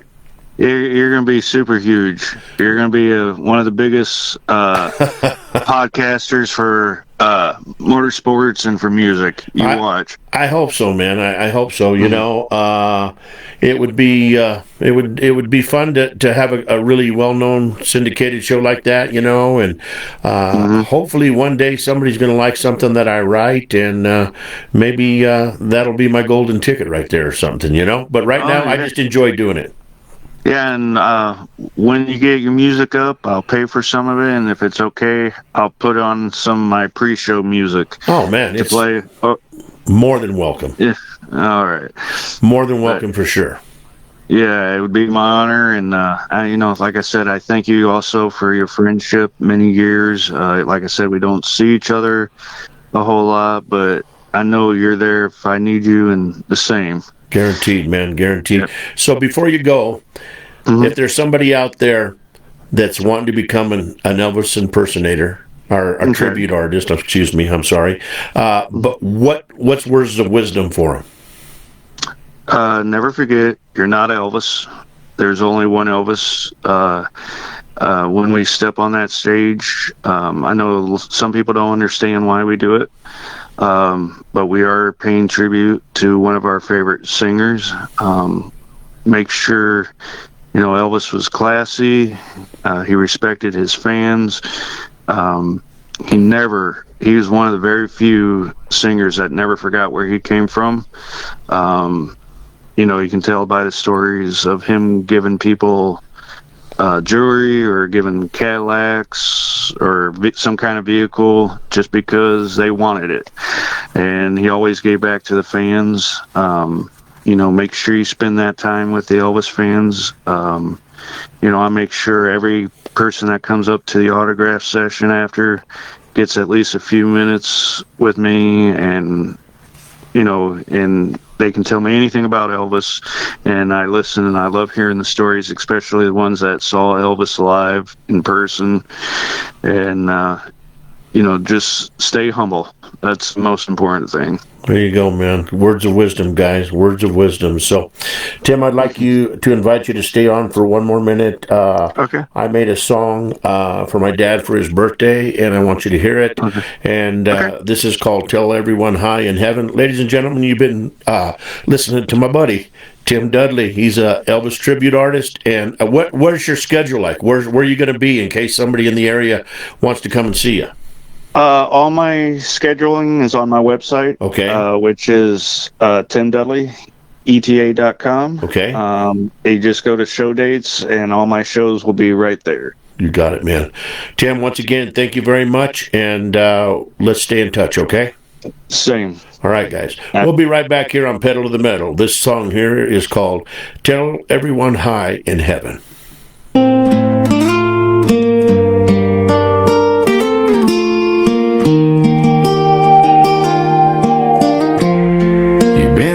For 8 long years now, I hope you're doing fine. I'd give anything to see you just one more time. I'd love to come and visit, sit and talk a while, but I know that road's not mine yet, at least not for a while. Every night before I lay me down, whisper your name and I close my eyes. I talk to God and I hold on tight to the promise waiting on the other side. So tell everyone hi in heaven,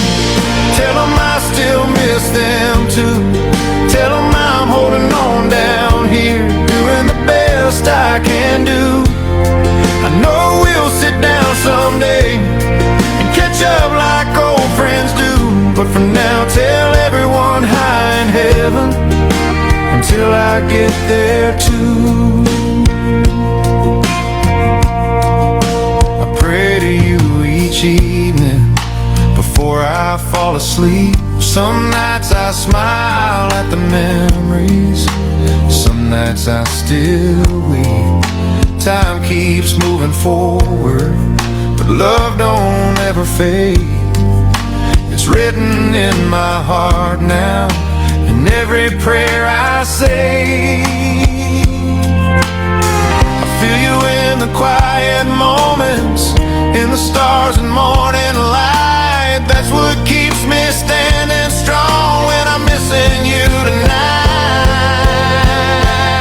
So tell everyone hi in heaven, tell them I still miss them too. Tell them I'm holding on down here, doing the best I can do. I know we'll sit down someday and catch up like old friends do. But for now, tell everyone hi in heaven until I get there too. The only thing that keeps me going when the nights feel cold and long is knowing this goodbye ain't forever, it's just a little farther on. So tell everyone hi in heaven, tell them I'll be there someday. Save me a seat at the table, there's so much I still need to say. We'll laugh and cry and catch up like we never missed a day or two. But for now, tell everyone hi in heaven, and I'll see you when I do. Yeah, for now, tell everyone hi in heaven. All right, guys, that's Tell Everyone Hi in Heaven. We appreciate you, Tim Dudley. Thank you for hanging on, and we'll talk to you sometime soon. Thank you, and that song was beautiful. Thank you. Amazing. All right, buddy. Have a good night. You too, my Be friend. safe. And tell your lovely wife I said hi, please. I sure will. All right, bro. Bye-bye. Bye-bye. All right. All right, guys. Let's see here. That's just one of the first of our artists of the new series in the show. We do have another one coming up. Let's see here. He will be, his name is Adam Cheech, and he will be on the 15th of February. He has an open mic here in Parker and all over, and he allows people that are artists to come up and sing their songs, and he said he would love to be on the show, and then he's going to help me get some other artists on here. And that's the case. You know, we just want to give somebody a platform to be able to play their music, you know, and I'm not going to judge anybody. I'm going to listen to them. I'm going to give them the time that they deserve, and we're just going to listen to some songs that people really take. I mean, as a AI artist myself, I take pride in writing these songs and allowing people to hear them and stuff. And hello, Kevin Dickey. How are you, sir? Glad to see you on here. But anyway, it just gives us a platform to let people know what's going on in our lives and stuff like that. But I did promise you guys a C10 song. So this is a new C10 song that I just come up with, and this called Shakes the Ground. It is hard rock kind of a song, and we'll be right back here on Pedal to the Metal. 1, 2, crank car.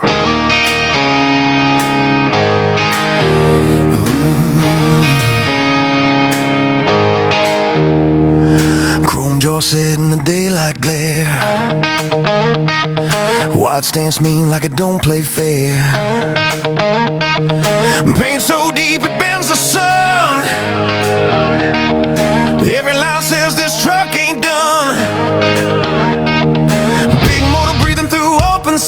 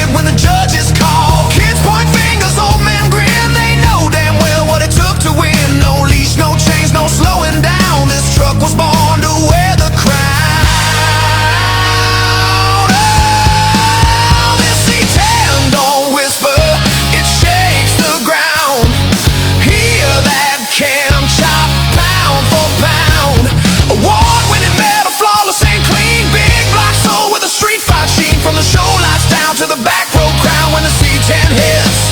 The walls come down, yeah, this C10 shakes the ground. Shakes the ground, yeah.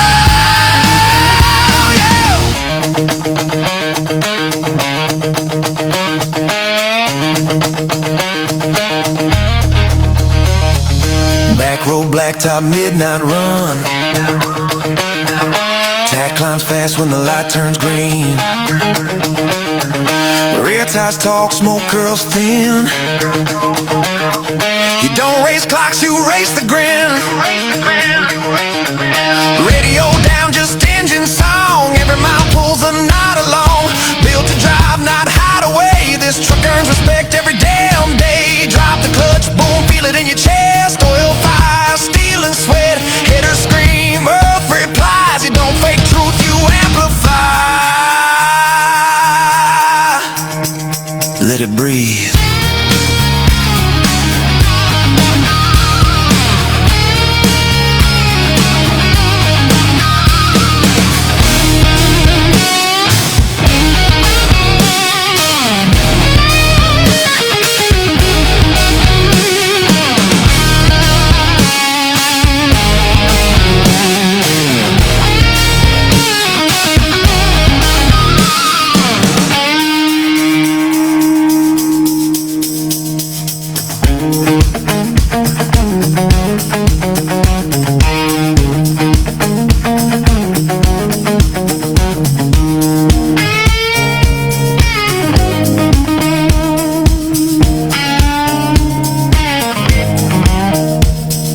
Heavy blue soak bends, sustain over groove.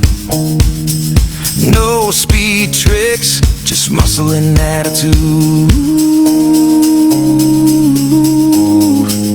Turn it up one more time. This C10 don't whisper, it shakes the ground. Hear that big motor tear the silence down. Built, not bought, every star learned. Bumper to smoke, every bridge earned. From the asphalt scars to the neon crown. When the C10 rolls, the earth bows down, yeah.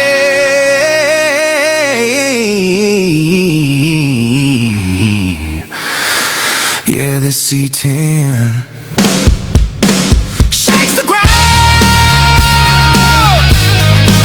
Shakes the ground, yeah, yeah. Shakes the ground. Kill the motor, crowd still roars. That's what a real C10's built for.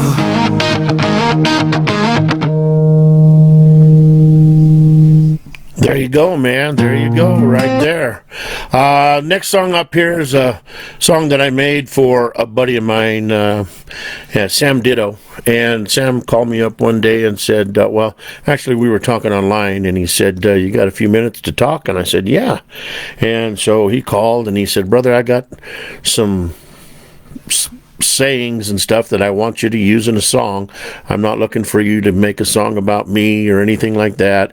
I just want you to use these, and if they do good for you, man, he said, it's my pleasure to do it. And he said, and I think it'll get some big rewards from the bike community, because Sam is into motorcycles a lot. He's into C10 trucks, and I met Sam through Texas Rich on C10 America, along with Kevin Dickey. And I've met a lot of Rich's fans that he have come over and started watching my show, and it's just like a big family, you know. I got Scott Stout, he was in here earlier. I don't know if he's still there or not, and it's just a big family, and we all support each other and stuff. And Kevin don't know it yet, but he's getting ready to get one of his songs made as soon as I get some information from him, and I want him on the show because he has got a great story about a tribute truck that he made for his daughter, and I want the world to hear it. So, Kevin Dickey, I've put you in the hot seat now, so you're going to have to do the show. That's what I like to do. But anyway, this song right here for Sam Ditto is called Heavy Wristed, and this is just about Sam and his life with motorcycles and stuff. We'll be right back here on Pedal to the Metal, Motors and Music.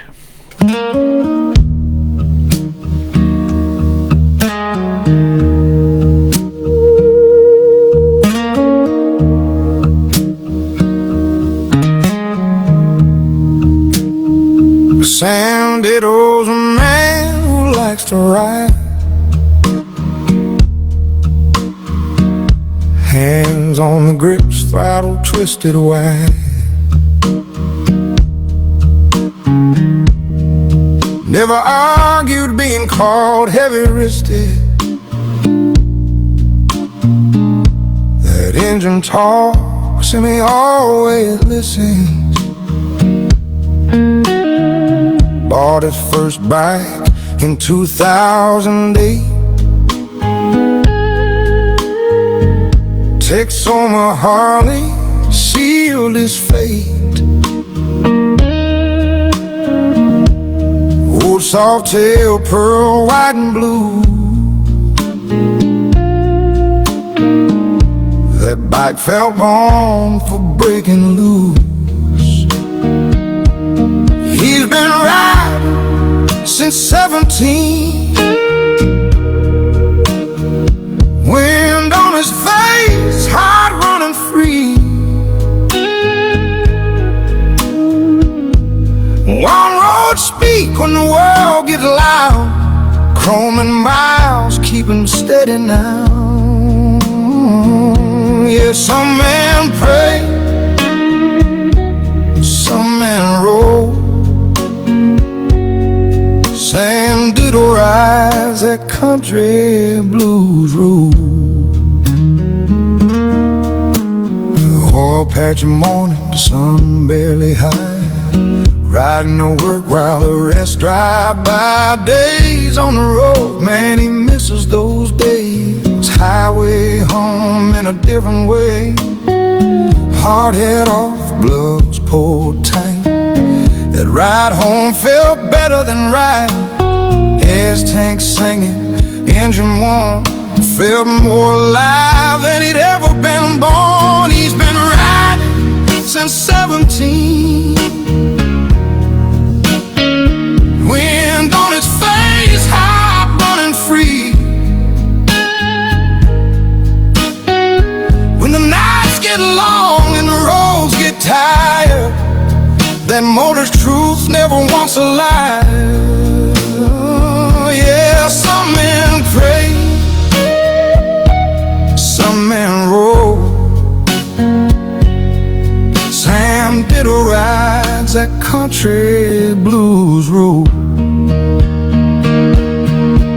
Then love came along like love always does. Wedding rings and grown-up stuff. Traded the soft tail, tried to slow it down, but no bike after felt quite right around. Bought one just to flip for play. Didn't plan on keeping it anyway, but the first owner treated her like gold. Every service loved, every story told. Some things don't speak till you take it slow. And they grab your heart and won't let go. He's been riding since 17, still chasing that in between. When the cold rolls in and nights run along, that engine hum feels like an old blues song. Yeah, some men pray, some men roll. Sam Ditto rides that country blues road. He gave that bike his own kind of style. Lifted the front fender a couple inches high. 21-inch flat spoke, black and chrome. Front end tall like it finally found home. Drop the back with an air ride low, 16-inch flat spoke, tucked in slow, Merlot sun glow, shining deep and bold. She's a fine-looking dresser, truth be told, hobo nickel shining clean and bright. Time and cover stamped to mark his life. And Mitchell said, so the whole world knows that bike ain't borrowed, that bike's his soul. I ride all I can till the cold sets in.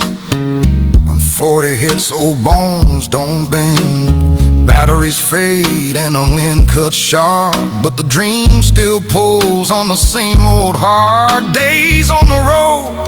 That's a full-time plan. The bike's jelly to my homemade biscuit, man. If I could, I'd ride all day long. Wind in my hair, fish tape, singing this song. He's been riding since 17, still chasing miles, still riding clean. Life changed lanes, but the road stayed true. Every scar earned, every mile due. Yeah, some men pray, some men roll. Sam Ditto rides that country blues road.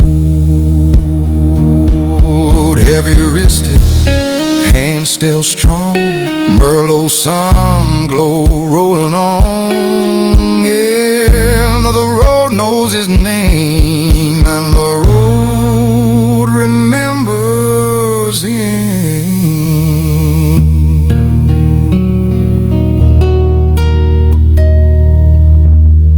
There you go, man. That's a song from my brother right there, Mr.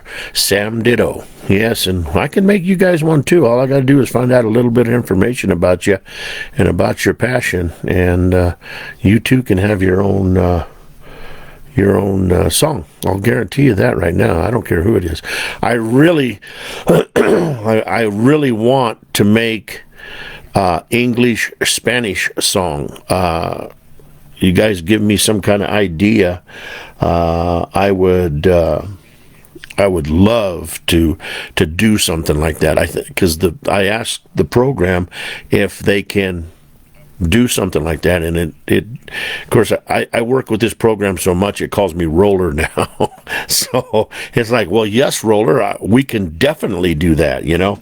So sometimes I find talking to this thing, I feel like I'm really talking to a person sometimes, you know, because it just gives me so many really good answers and stuff like that, and they're factual answers. I mean, I've asked it for facts and stuff like that, and then I've double-checked the facts, and I mean, it's spot on. I'm spot on, and it's just amazing the way that this thing does. So I did make this song for my buddy that's going to be on the 15th.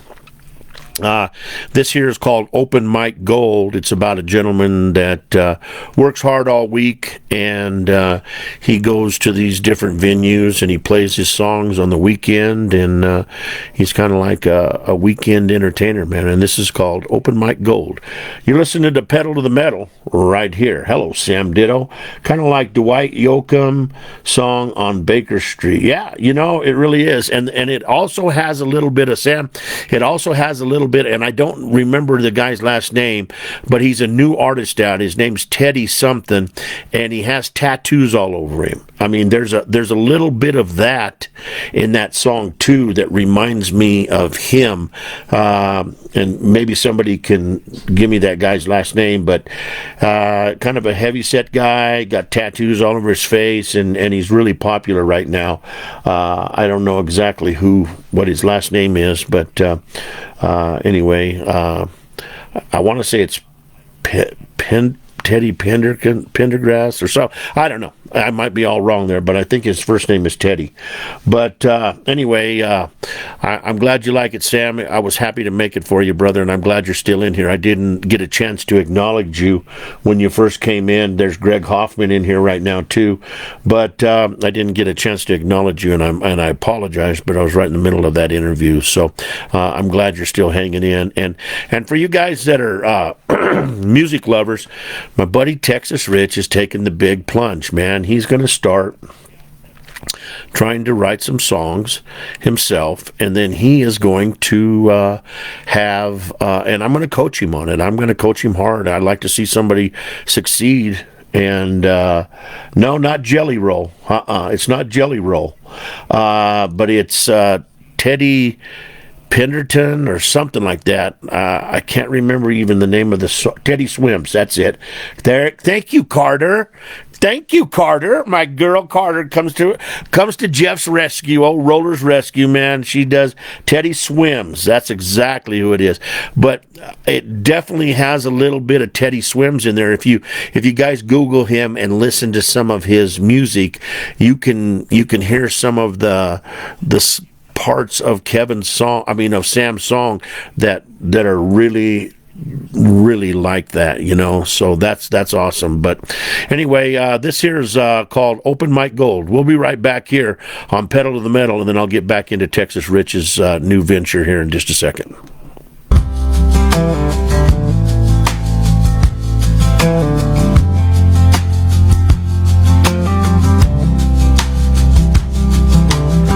Alarm clock ringing before daylight breaks. Coffee burns and a long road waits. Punches a card, keeps his head down straight. Dreams don't clock in, they don't punch out late. Calloused hands, strings by deep. Songs in his bones that won't let him sleep. Every word lived, every line true. Writing tomorrow when the day is through. He ain't chasing smoke or a borrowed name. Just wants his songs to stand their ground. He's paid in miles and sleepless nights, gas and strings and ballroom lights. Sings like the room might change his life, even when it's quiet as a red light. 12 strings ringing, heart laid bare, truth in his voice, nothing spared. If hard work ever turns, it'll be open mic gold. One room walls and a blinking screen, learning the craft in between the scenes. Records it raw, mixes it clean, no shortcuts taking, no in between. Drives past towns that forget his name, sets up quiet, plays the same. Leaves it all on a borrowed stage, lets the music say what it can't say. No crowd too small to give it his best. That's how belief survives the test. He's paid in miles and second chances, big mic stands and hard-earned glances. Sings like tomorrow depends on the night, like one right ear couldn't make it right. 12 strings humming, steady and bold, every note honest, bought and sold. If hard work ever turns, it'll be open mic gold.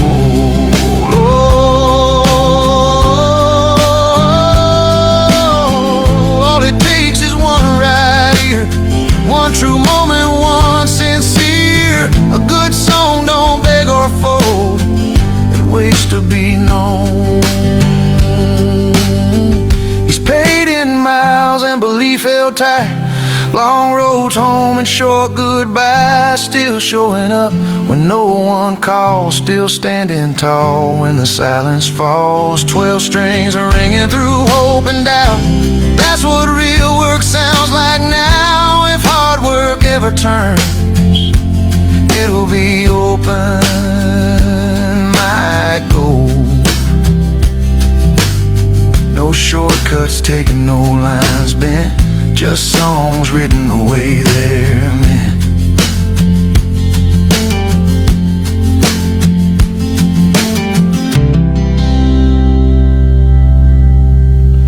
There you go. Open mic gold right there. Teddy Swims, man. Thank you, Carter. And then Debbie, thank you. You were just a little late. Carter's faster on the keyboard, I guess. I don't know. But, that man's got some great songs out there. And so does Jelly Roll, man. I would love to be able to get a couple of my son's addiction songs that I wrote in front of Jelly Roll. That would be pretty cool, just to see what he thinks of them, and stuff like that. It would be fun. So this next song up is called Hollywood Called My C10. It's about a young man that was at a car show, and this talent scout come up and wanted to know if he could use the C10 in a big movie that they were getting ready to make. And the young man had to think about it. Well, he's not a young man, but the man had to think about it, and finally you let him, and kind of takes you through the times of when the gentleman was without his C10 and wondered what was going on, and he told him, he says, I'm going to let you use it, but I want it in the same condition as when you took it. And the guy promised him that, and you'll hear in the song. So we'll be right back here on Pedal to the Metal, Motors and Music. You're listening to Hollywood Called My C10.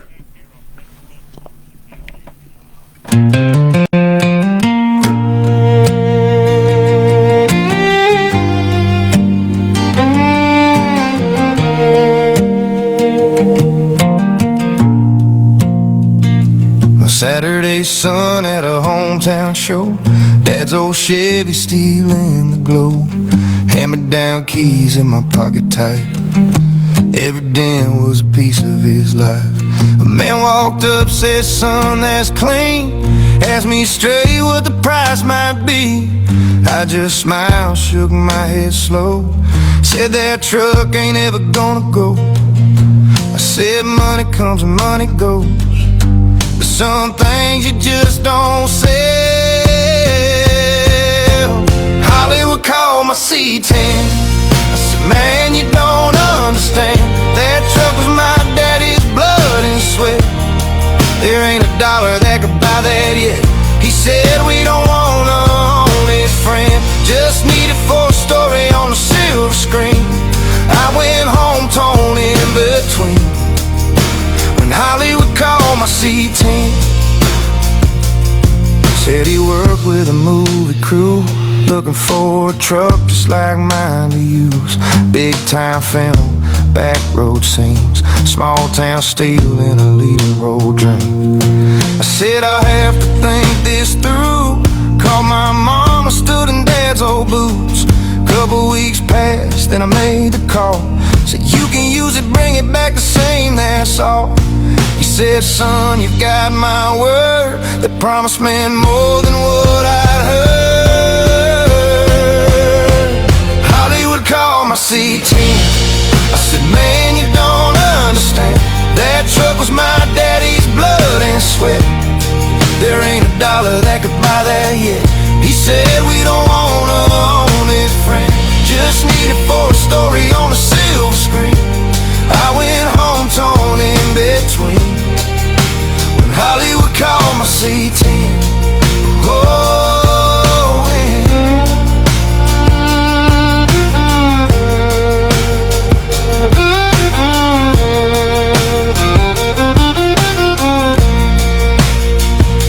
months rolled by, the truck stayed gone. Every night felt a little too long. Then a hauler pulled in my drive one day. Same old Chevy, same old paint. Then Hollywood called again one night, said come on out, it's premiere time. When we got there under marquee lights, set my C10 shining just right. Flash bulbs popping, crowds leaning in like that old truck was the star of the film. Right then I felt it deep within, like Dad was standing there grinning. Hollywood called my C10, and they treated it like a long lost friend. Same old soul, just brighter lights, parked out front on premiere night. Yeah, the movie played coast to coast, but the bell best part's what I felt the most. Pride rolling heavy like it's always been. Hollywood called my C10, and Dad was there with me then.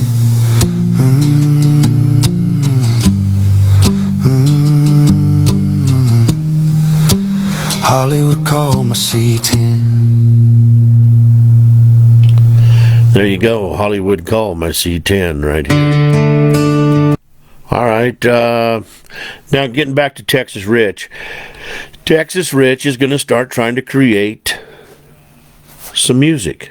And I'm going to work with him and kind of give him some guidance and stuff like that. And he is going to have, I think it's called C10 America Radio.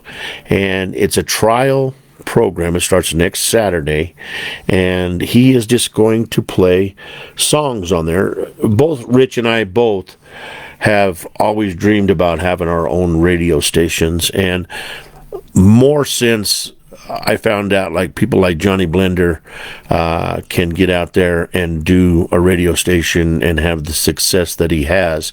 And I always felt that it was way too much money to pay to play the top songs out there, but Johnny's doing it, and he says it really not that much to pay for the rights to play that music. You know, I could see, you know, if somebody was making millions of dollars off of these artists' music or something like that, but I would be honored. And Johnny's going to start playing some of my music, and it's more of an honor for me to have somebody play my music out there that's a different platform that has so many listeners that I can get my songs out there, and that's pay enough as it is just to let people hear that, hey, whoever this roller guy is, he's got some pretty good songs. You know, I think they're pretty good. I like them, and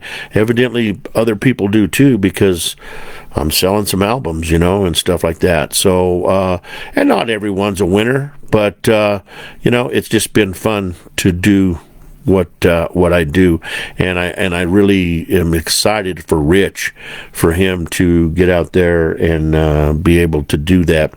The thing I'm not excited for is he jumped into action right away, and I wanted to do the same thing with my music, because there's this program that we both have, and he's coaching me on it.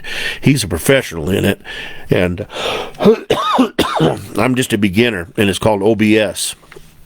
And OBS allows you to play videos and stuff and different things like that. And I can build an hour set list and put commercials in between in these sets, or put a slideshow in between. And when it gets to that, it plays the slideshow. And I don't even have to be behind the mic. I can go ahead and black the camera out where it doesn't even show me. And it shows, you know, ads and different things like that, and it still plays the music.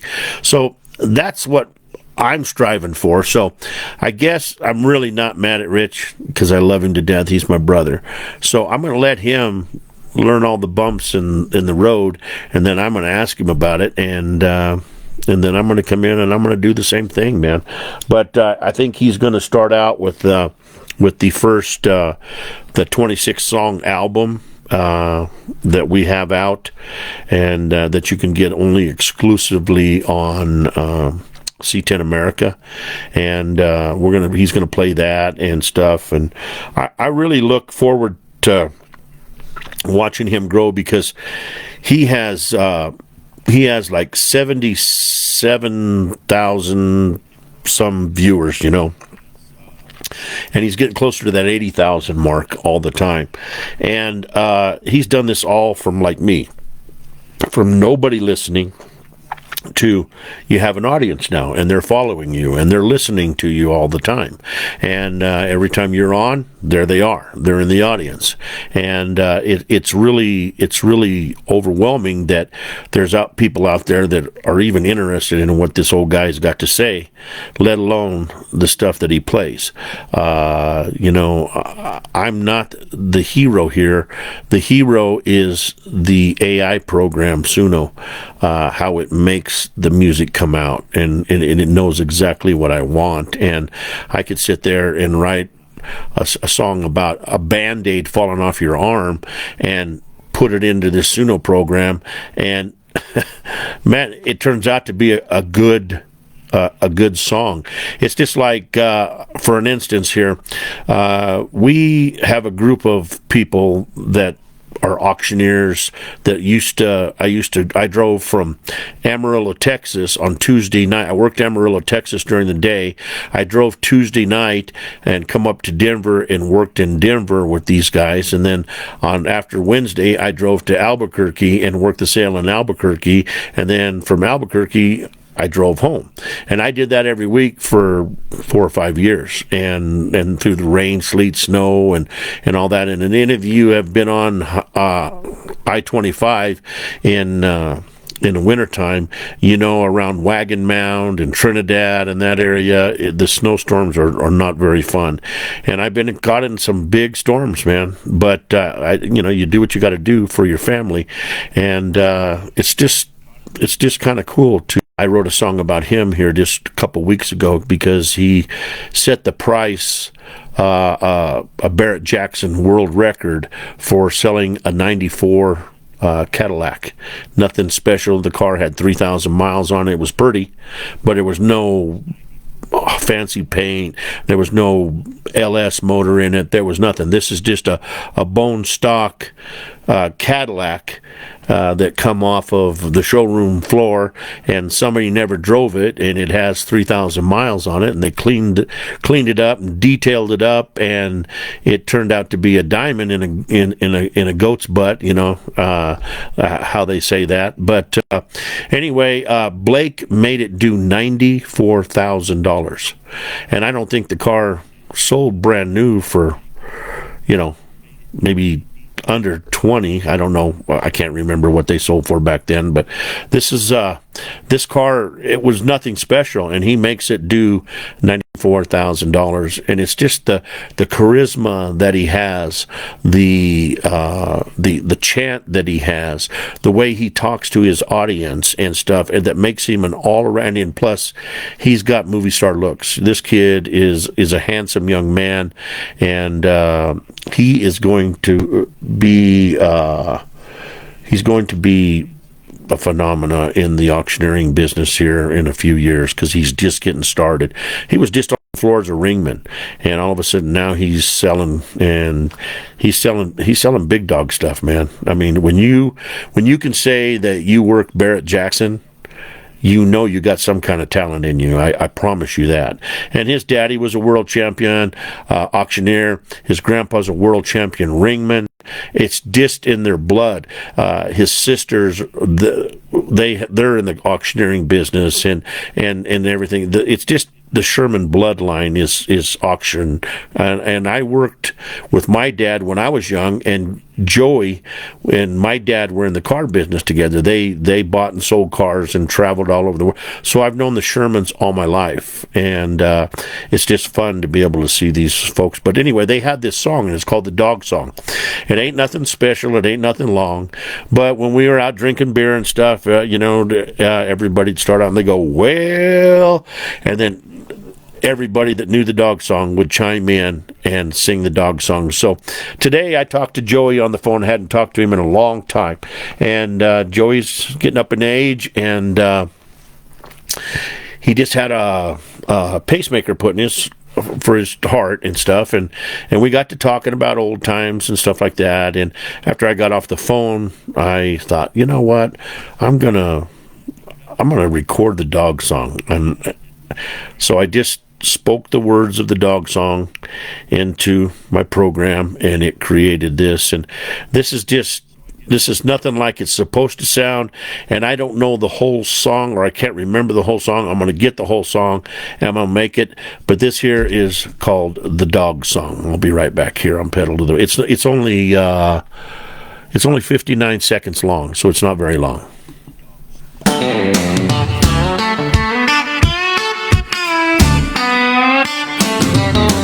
Every time I go to town, boys keep kicking my dog around. Makes no difference if he is a hound, you gotta quit kicking my dog around.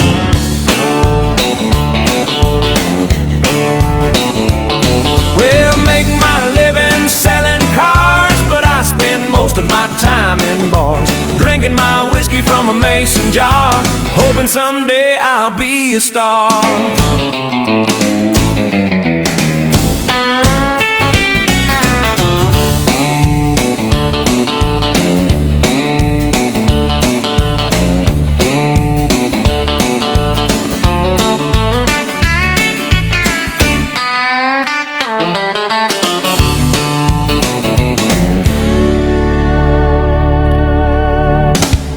And that program was waiting for me to give it more lyrics, and I just couldn't think of them all.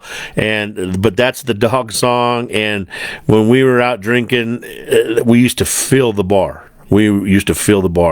And I guess down in Luckenbach, Texas one time, Joey was down there, and they were having a very large time at this big outdoor concert. And Joey just jumped up on the stage, and Joey is a big man. He's a big guy, and he gets the microphone and he tells everybody, "Now listen up, I'm going to teach you this song, and we're going to sing it." And by the time he got done teaching them, he had the whole audience out there singing The Dog Song, and I would have loved to have been there just to hear that. Hear him do that, and just some good old memories right there of the Shermans. I'll guarantee you that right now. So this next song up here is about a young man that bought a truck before he was even old enough to have a driver's license, and he worked day and night, and people told him this truck is never going to run, it's too far gone, you're not going to make it. So you're wasting your time, you're wasting your money, and determination and pride. And this young man put together a truck that turned out to be a really beautiful beautiful vehicle. And this is called Patch Panel Dreams. We'll be back here on Pedal to the Metal, Motors and Music.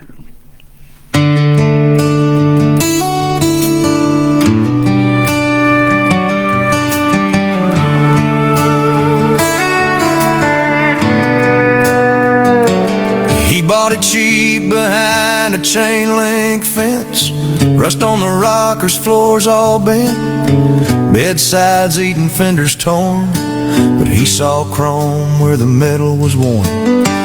Every dollar saved from mowing lawns, grease-stained hands, work boots on. Everybody laughed, said, "Son, that thing's done." But he saw more than what it had become. Late nights in a cold lit shed, radio low, sparks overhead. Every weld was a promise kept on a dream he hadn't driven yet. Patch panel dreams and primer hands, hammered hope into rusted plans, piece by piece that came alive before he ever got to drive. 16 years and a set of keys, small town cheers and nods of belief, from busted steel to showroom gleam. That old C10 was his patch panel dream.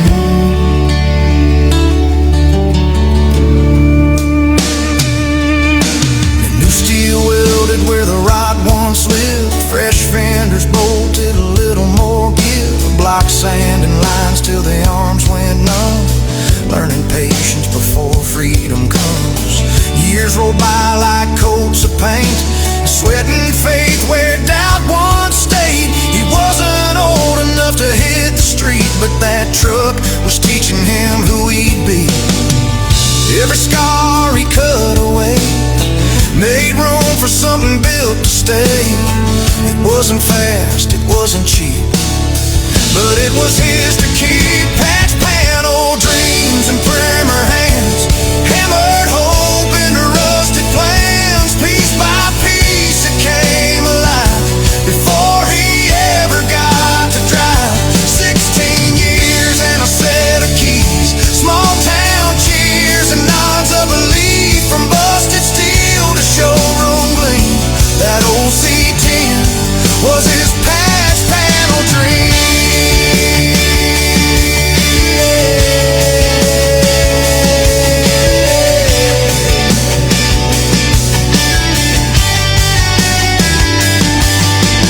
Paint day came like an answered prayer. Sun hit the curves like it knew they were there. Town stopped cold when he rolled on by, thumbs in the air, pride in his eyes. That truck wasn't just metal and seams, it was time and sweat and teenage dreams. Patch panel dreams on four wheels now, rust-free truth, he made it somehow. Every mile said you earned this right, every smile said damn that's pride. What he built him back it seems, in steel and scars and gasoline. From a boy with a vision no one believed, to a man behind patch panel dreams.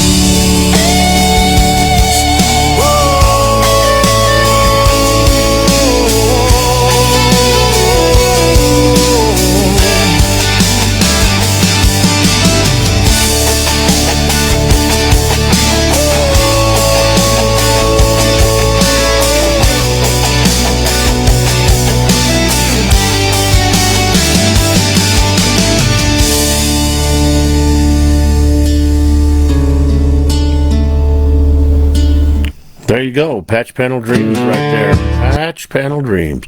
You know, there's one thing that I can say about the people in Texas and the people in Oklahoma. They got big hearts. They're good people. They're strong working people. They love their families. They just love life, man. And, you know, I haven't been everywhere in the world, and the places that I did go were just maybe for weekends, and so I didn't get a chance to be mixed in the culture. But I can say that I did spend a lot of time in Oklahoma, down in Elk City and stuff like that, with some dealer friends of mine and my dad's, buying cars and stuff, and then of course living in Texas and spending time down in Texas, I got to really understand the people and their culture and stuff like that. And the other night I was laying there in bed, and of course, like I've always told you guys, I keep a piece of paper and a pencil or a pen or whatever I happen to have next to the bed, and I'll get some kind of an idea and just write it down, and then look at it in the morning and say, oh, it looks like I got to make a song about this, or oh, I gotta do this or something, you know. And the other night I was laying in bed, and I thought, I just got done watching The Voice, and Reba was on there, and she was talking about Oklahoma, and there was a person on there from Oklahoma, and I thought, you know what, man, I need to make a song about Oklahoma and the people that are from Oklahoma. So I happen to have my good buddy that's maybe on here tonight still, Sam Ditto. He's from Oklahoma. I've never met Sam in my life in person, but I guarantee you what, we have a bond that it's like I've known him forever. And that's just the way that people are. I mean, I wish all America could be that way. You know, here in Colorado, it might have been that way back in the day, but people won't even give you the time of day in Colorado unless you're coming from one of these small little small towns like I live in. You know, I mean, I don't live officially in the town of Parker. It's big. It's getting bigger and bigger all the time. I live out in the country, so I'm more of Elbert County. Well, the people of Elbert County, they're just my kind of people, man. They're hardworking people. You know, they enjoy life and stuff like that. And it just reminds me so much of the people in Texas and the people in Oklahoma, you know, and stuff. So I'm gonna play you this song right here. It's called Oklahoma Bread. This goes out to all the people in Oklahoma and my brother Sam Ditto.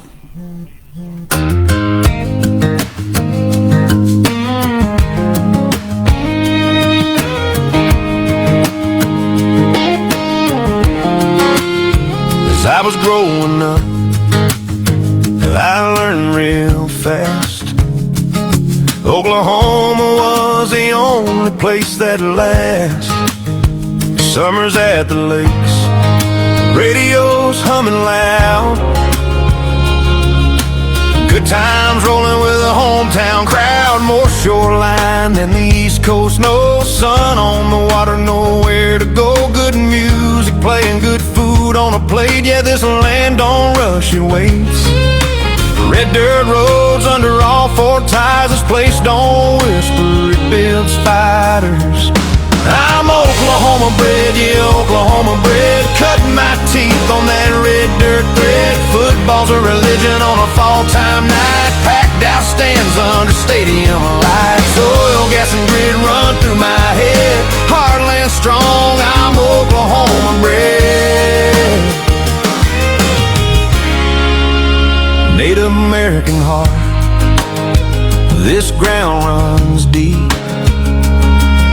Stories in the soil, promises we keep. Route 66, cutting straight through time. Every mile marker hums and rhyme. Tornado alley muscles, steel spine tough. When the sky turns green, we stand our ground enough. Sunsets here never seem to end. Painting gold across farms and friends. We don't brag much, we just stand tall. Small town loyalty says it all. I'm Oklahoma bred, yeah, Oklahoma bred. Cutting my teeth on that red dirt thread. Football's a religion on a fall-time night. Packed out stands under stadium lights. Oil, gas, and grid run through my head. Heartland strong, I'm Oklahoma bred.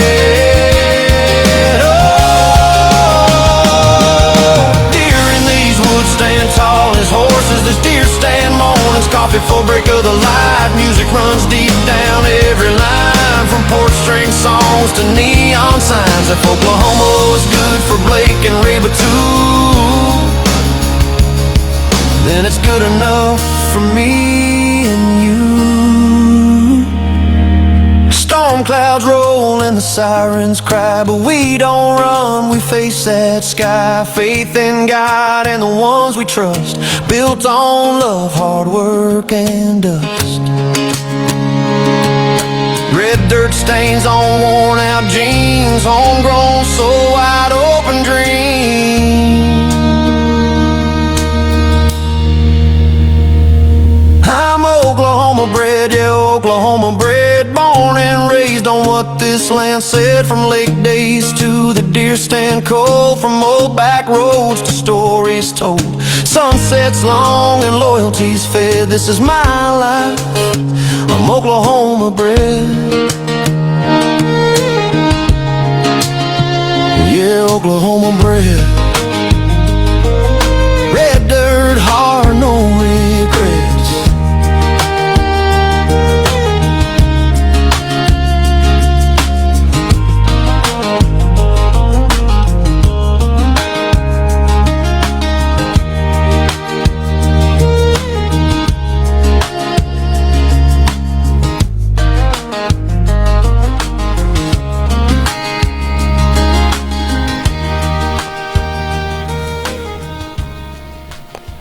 There you go, Oklahoma bred right there.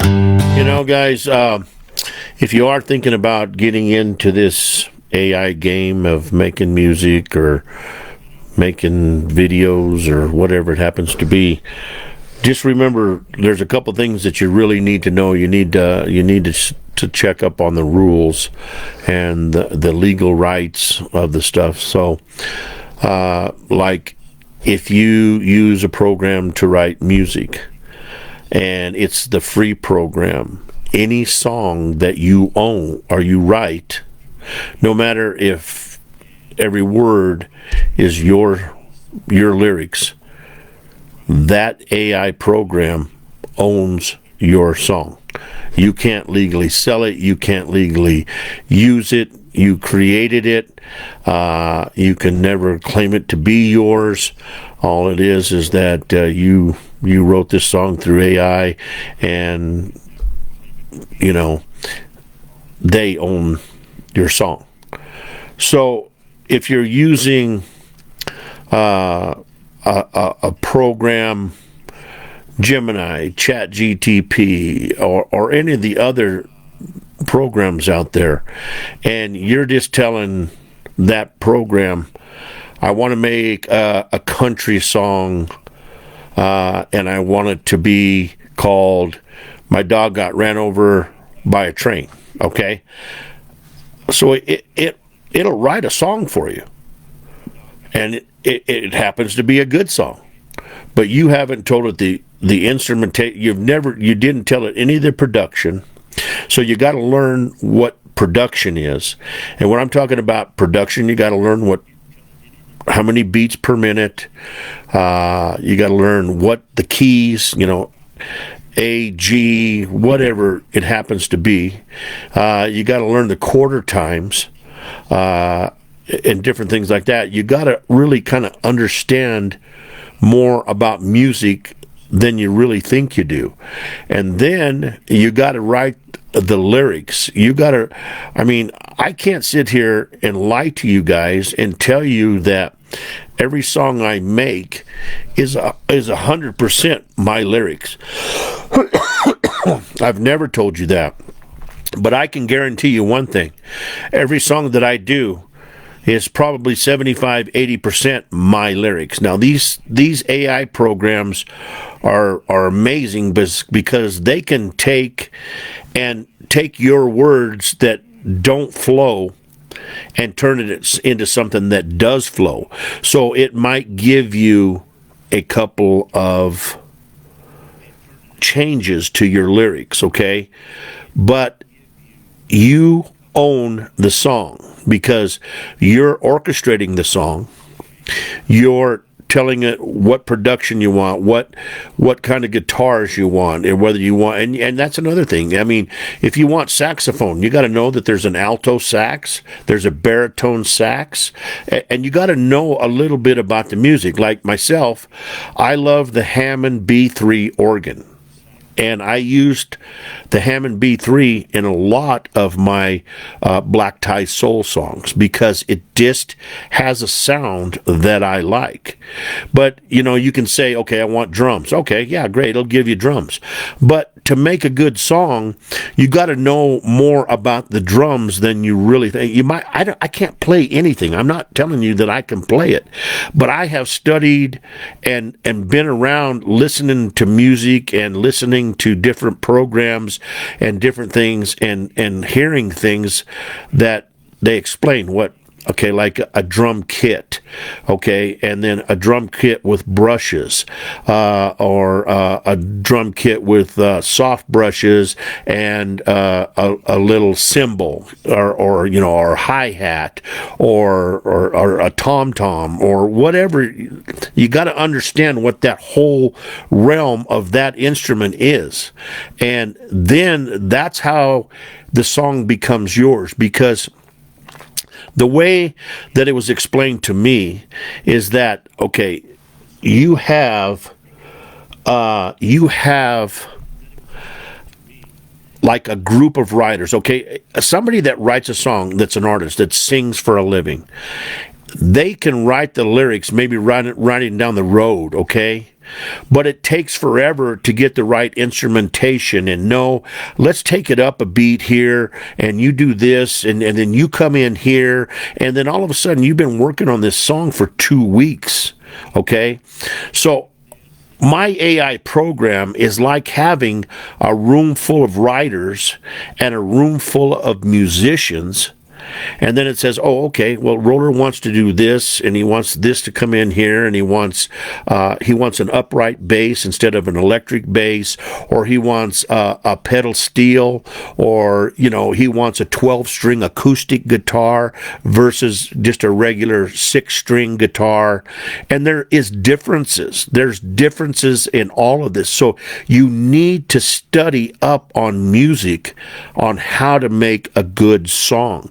And when you start making these songs that you're telling this program what to do, this program gets to thinking, and it thinks, well, this person understands music more than the normal person does. Because when I first started off, I got songs I can play from you. I used to just do it for gags about my friends. And in fact, I'll play one for you here in just a minute, but it was just a gag. I'd tease them. I'd say, okay, hey, I made a song about you today. And when I started really getting into it, the music part of the knowledge that I had and what I've learned and different things like that kicked in. And I'm in an algorithm now, and these songs, this program knows what I want. This program knows that I like country music. Okay, do I like country music? Yeah, I do. But I grew up with rock and roll. I was a hardcore rocker, and but this program knows that I like the sound of the country tunes that come out.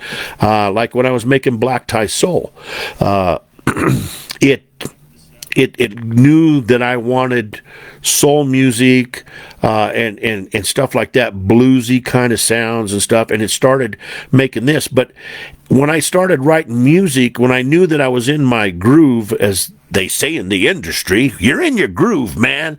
Anyway, I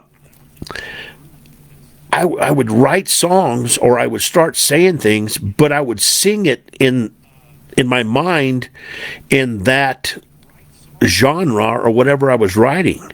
And that's when you know that you've got something going on. Your brain is thinking like you want it to think. You've trained your brain to think, hey, I'm going to be a country writer. You got to know what a country ballad is. You got to know what contemporary country is. You got to know what a Americana country is. There's so many different keys to going and learning this. So say what I guess I'm trying to get at is, so you take all of this time to learn all this, and you're still on the free program, and you don't own the songs. You can't do anything with them. You can say, I wrote this song, but maybe you didn't really write it. Maybe you just gave the program some ideas, okay? And there's a difference, and that's what I try to stress to people. That's what I'm trying to tell Rich. That's what I'm trying to tell Carter, and people that I know that's got a gift. I can see the gift in them, but they got to learn more about. It's not just like I wake up tomorrow morning and I am a songwriter. Okay, it's just not that way. And if you guys just listen to me, I don't know everything, okay? I'm not telling you I know everything. But everything that I'm doing is what is the rules of the game, to be able to say that I own the program. So I stepped up and I bought one of the packages. And I own the premium package. And it gives you a lot of different instrumentation. It gives you a lot of different things in there that you can use, different tools and stuff, which really helps you out. But at the same sense, I'm still creating those lyrics out of my coconut. And how I do that, I have no idea. But if you're gonna be a songwriter, I encourage you to do that. If you think that you can become a songwriter, I encourage you to do it. I want you to do it, and I'm here to help you. But I don't want you to come up with these good songs, and then you try to put them on Spotify to sell it, and Spotify asks you, did you write these songs, or did you have an AI program? And then you click on AI, and it says, well, we can't use your song. I'm sorry. So that's a big disappointment. That's a big slap in the face, because, it takes some time to do it the way I do it. I make these songs for these monster truck guys, and sometimes it takes me 3 days. Sometimes it takes me almost a week to get it right and to make sure that it's all right. But I know what I got to have now, and I know what it takes to make a song, and that's when I call you up and I say, hey, I need to know some information about you. It's just like I called up Joy Sylvester the other day, and I said, dude, I need to talk to you on the phone, not through text. I want to talk to you on the phone. And I did the same with Sam Ditto and stuff like that. I want to know about you, about your history, of why you have a passion to ride motorcycles, and when you started riding motorcycles, and what you drive now, and what was your first motorcycle, and what have you done to your motorcycle, and what do you like to do on your motorcycle, and different things like that. And then I sit down and I look at those notes, and then I start putting the lyrics together to form that, okay? And then I put that into the program, and bam, I have a song, okay?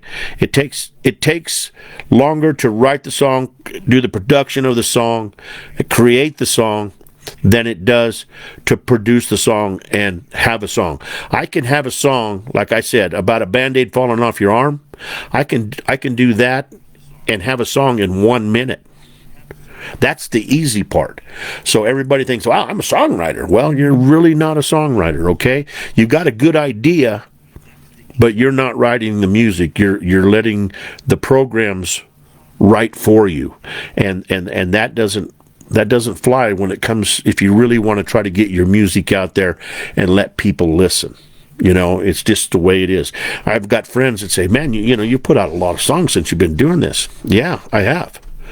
But I have a book over here, and every lyric that I have written is in this book. So I can prove to you that, look at here, I wrote this song, okay? Here's the lyrics to Big Fish in a Little Pond. Here's the keys. Here's the production of the song. It's all right here. This is me. I did this. And I can claim ownership on it, and thank you, Sam. I appreciate that, man. I really do. That's a compliment, and I thank you for that. I really do. But I have a passion for it, and I think you got to have a big passion to be a success. And you really do. I mean, that's just the way it is. But let me just show you some of my very first. Hold on here. It's going to take a minute to get all these songs up here. I'll let you listen to just some of the very first stuff that I ever wrote. I mean, this is the very first stuff, and this was just me picking fun at my friends, okay? And that's all it was. And it was on the free program, and I can't do nothing with these songs, and nor do I really want to, because I mean, these are just songs. I mean, I'll play a song and I'll tell you the guy's name, and you're going to go, so who cares? That's the truth. Who cares? But these are songs here. Okay, this is a friend of mine. He's a carpenter, and his name is Tommy Driggs, and they call him Tommy Driggers. And I wrote this song about him, and basically it just talks about Tommy Driggers as a man, and I haven't heard the song in so long I can't remember, but I mean, he likes to mess with the stock market, and so it's got that in there, and different things. But this is a song right here, and it's only a minute I got two different versions. I'll play the minute 34.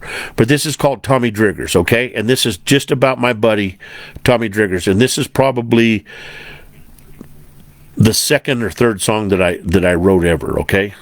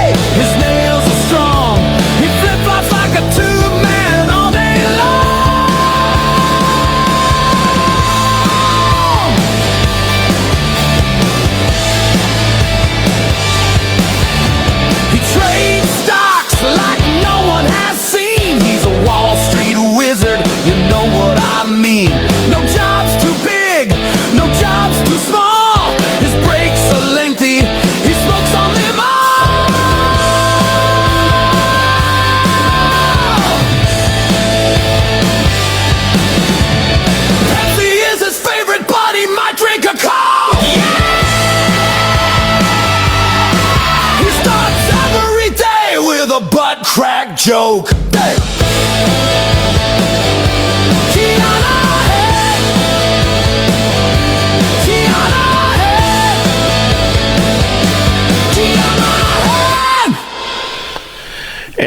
And that's it. Okay, so now that I've heard the song again, you know, when you go by the car dealerships and they got that guy that's out there, it's a blow up deal and it's waving its arms, okay, and it's bending in the wind and stuff. They call them tube men, okay.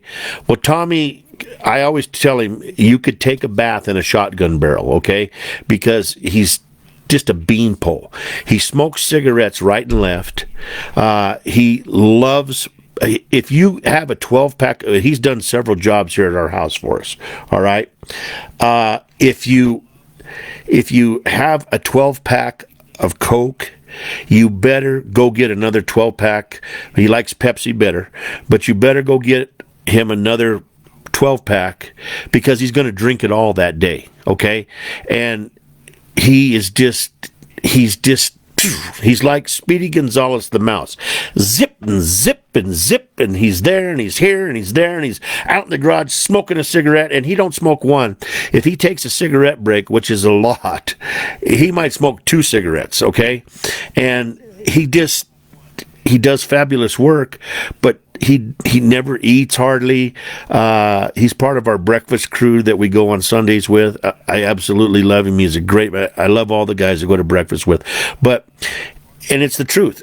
He'll tell you he has more butt crack jokes than anybody I have ever seen in my life. And he starts every day with a butt crack joke. He put an entire new flooring system in our house, okay, upstairs.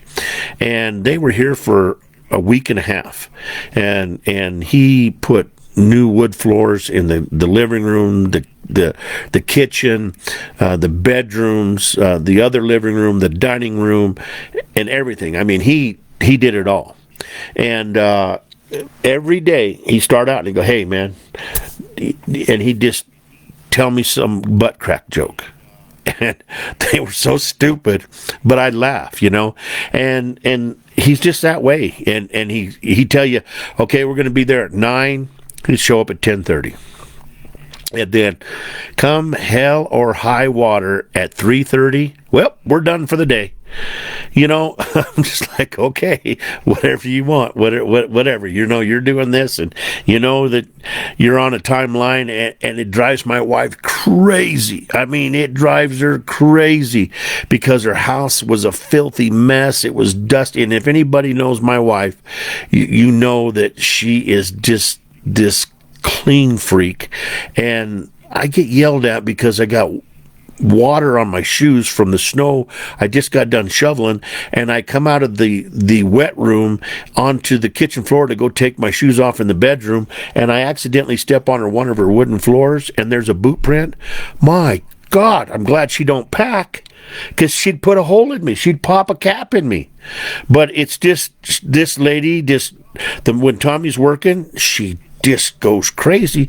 But when it's done, the work's great and everything's perfect, and we just go on down the road, But that was one of the very first songs that I wrote, and it was more of just a funny, hey, Tommy, look I made a song about you, And so that was one of the first, and I got rid of a lot of the other ones that I had, and I wish that I wouldn't, but hey, that's the way it goes, you don't ever think it's going to take off and do what you really were thinking it's going to do, So, anyway, that's the whole key behind the story of AI music, okay? And I'm just telling you guys, it's very serious that if you're going to do it and you want to do something with it and you want to try, because you never know. One of the songs you make might make you a bunch of money because somebody just absolutely loves it and they record it. But never really go in for that outlook. Just always do it for yourself and enjoy it and just have fun with it. But why not make it legal that you own all the rights, that they can't come back and take it from you, I mean, if I hear somebody, even on this new platform from DistroKid, I have a deal in there, and if somebody uses one of my songs in a commercial, or if somebody records my song or something like that, this program through DistroKid is always out there checking songs. And there's a lot of writers out there. There's a lot of songwriters out there. And this program is checking everybody's music all the time. And it might call you, it might send you an email one day and said, hey, YouTube used part of your song in one of their commercials. Well, that's fine. But now, hello YouTube, my name's Jeff Richards. They call me Roller on your YouTube channel. You used this song. We need to sit down and talk because you owe me some money. Okay? It's just that easy. And I can go ahead and I can back it up. Well, they'll say, well, do you have any backup that you own this song? Oh, yeah, I sure do. Let me just get out in my book here and show you that I did this on this date. And here's the production. Here's the lyrics. Here's everything. So protect yourselves, and enjoy making music is basically what I got to say right there. So, let's see. Since I'm down here at the bottom of these older songs, I made this song when I was going through cancer. I told my wife, I said, if I beat this, and because I didn't know, I just heard I heard cancer. Okay, so you think of all kinds of stupid things, but I told her, I says, if I beat this, I'm going to get a dog. I want my own dog. Everybody in the house has their own dogs. I don't have a dog. I buy the dogs, and then they flock to everybody else. So I'm the bank, and that's all I am. But I have a dog now, and her name is Yanko, and I named her after the '69 Camaro, the Yanko Camaro. And my wife was like, well, that's a stupid name for a girl dog. And I said, okay, her name is Yanko Marie. Okay, so her name is Yanko Marie, and when I first got her, they told us that she was an Anatolian Shepherd, and they get to be big, huge dogs, and that was okay with me. But this dog ended up not being an Anatolian, but she is a German Shepherd, which I've had all my life. But she's got a little pit bull in her, a little pitty in her. And so she's this short-legged, wide-bodied ball of nothing but I love to death. And so I made a song after her. And what I did was I went to the puppy rescue sites, and I was looking at dogs, and I would see her, and I always thought she had cool markings. She had a marking around her neck that looked like like the Batman logo. And I would just blow by her. I'd just look and go by her, and then I go back and I say, I wonder if that dog's been taken. And there she was again. And there was a group of 4 of them. And there at the end, it was just her and her sister. Well, her sister got adopted, and I just started really following this dog, and I just knew that I had to give this dog a home, because this was my dog, because I kept coming back to her picture. It was like she was waiting for me to rescue her, and she was on a kill list down in Texas, and this Colorado Puppies deal, they rescued this whole litter, and she was the last one, and I ended up getting her, and she's my whole world right here. So this one here is my cancer dog, and it's called Yanko Marie.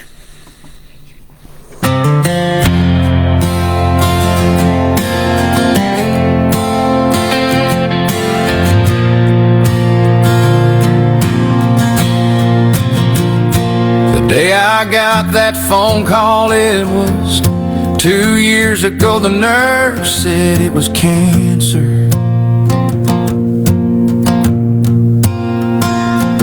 I didn't know about the outcome, or if I would make it at all.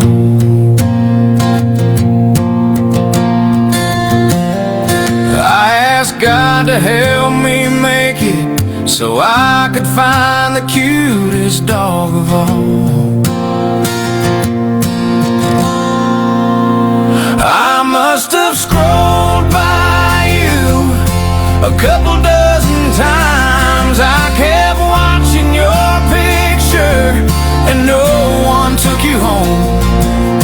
I told myself I had to adopt you and give this dog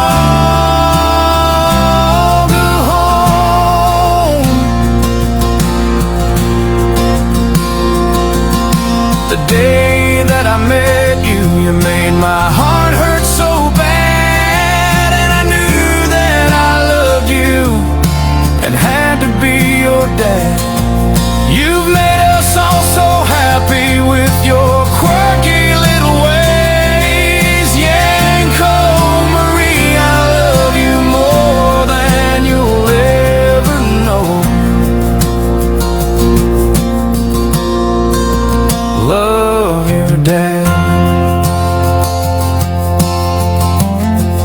Oh, Dad.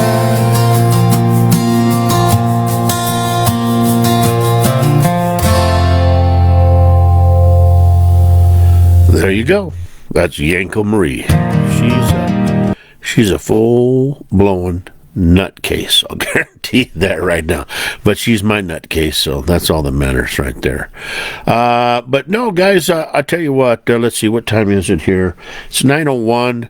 Let's do a couple more songs, and then I'm gonna let everybody get to bed or do whatever they have. But I really want to thank Tim Dudley for being on the show. I'm glad to be able to give these artists their own platform to play their music, to if they're a tribute singer or whatever. I want to give them that platform. I want to be able to help them out, and let people hear their music, because number one, they got to be passionate about it, and why not give them that place? Let's just do that. So let's see here. I'm giving you guys some old songs here right now. I just come up with here. Let's see. Okay. Here is one I made for my wife. This is called The Girl with the Curly Blonde Hair. We'll be right back here on Pedal to the Metal.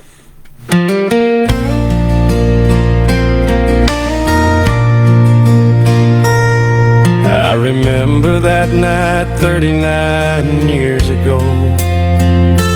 We were just youngsters and not old enough to know.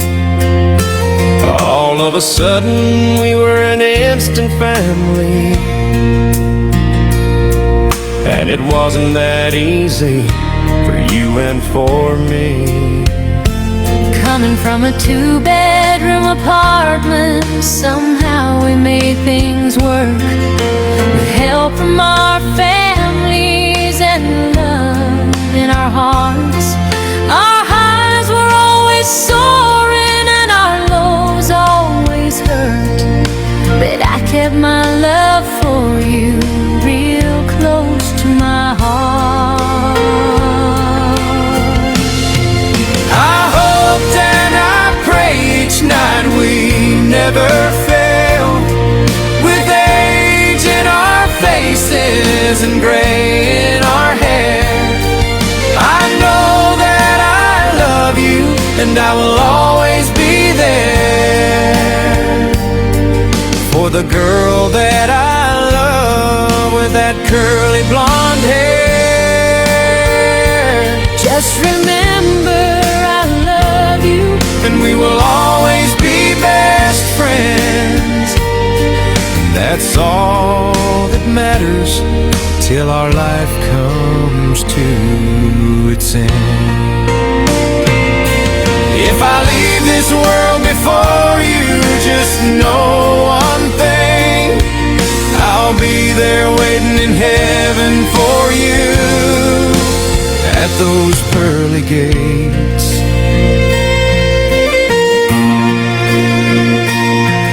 we will start our forever journey, your hand in mine, and our fur babies will be with us.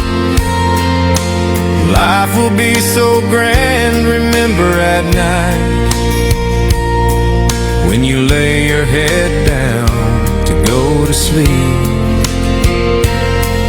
I will always love you and be by your side, and the old man that you married will always be there. We will walk the streets of glory together, hand in hand, our fur babies beside us, back together again.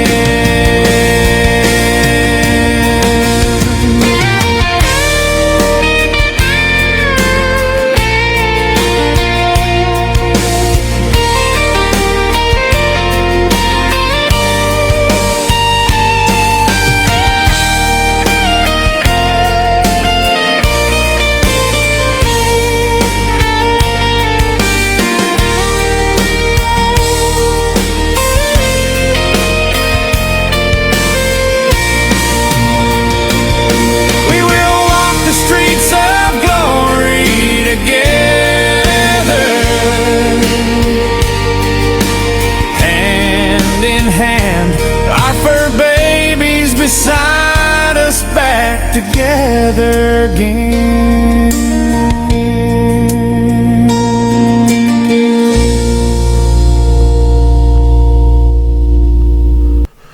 Yeah, Carter, to answer your question, she has been with me for both songs that I wrote for her, and she's really shy. Of course, she's coming out of it now because Pops works with her a little bit and teaches her not to be shy. But anyway, the very first song, I don't think I've ever played it for you guys, and I'll play that here in a second. But yeah, she has sat down here, and I try to get her encouraged into doing this, but she's still at that shy age, and she doesn't understand, really what's going on, I guess. I don't know. So anyway, this here is the very first song that I wrote about her. Her name is Rylan, and it's called Country Sunshine, right here on Pedal to the Metal.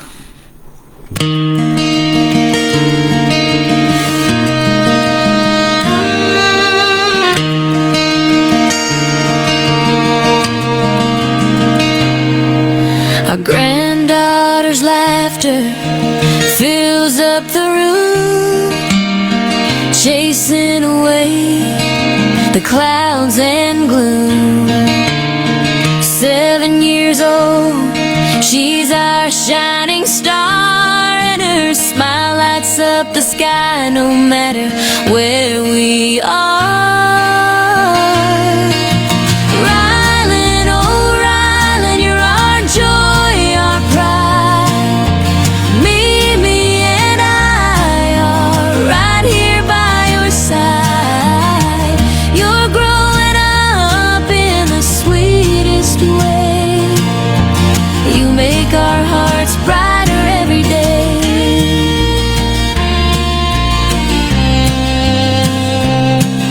She loves her sleepovers, blankets piled high, stories and giggles till we close our eyes. She teases her papa with a wink and a grin, talking about her boyfriend just to make me give in.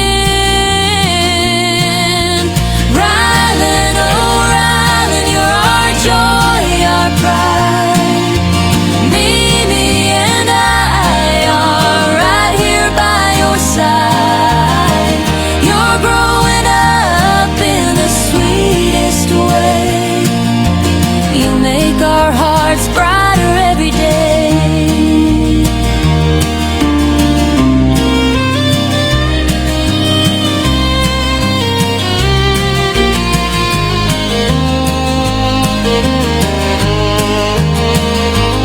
One day she'll be taller, chasing her dreams so true, but she'll always be our little girl too. No matter how fast the years may fly, she'll always light our hearts and sky.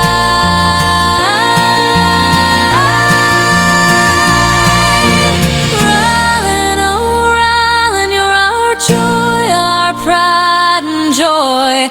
Mimi and I are right here by your side. Forever in our hearts you'll stay. You make our world brighter every day.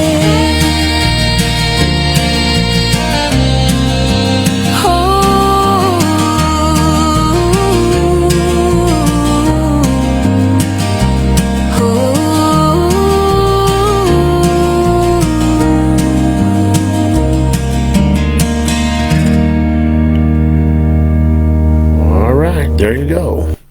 I've kind of played some stuff that I never thought I'd play for anybody right there tonight, guys. I've had a good time tonight. This has been a really fun show. I want to thank Tim Dudley for being on. I want to thank you guys for tuning in and listening in and being here every week for me. I really do appreciate it. It means the world to me that you guys are on here. This Wednesday, Ron Duncombe, monster truck driver extraordinaire, retired now, but he'll be on the show. And I really, excuse me, I got the hiccups. I really probably ought to start, because I'm getting a lot of these guys that are only going to be able to do their shows on I've been trying to save the monster truck drivers and stuff, the really big interviews for the Sunday show.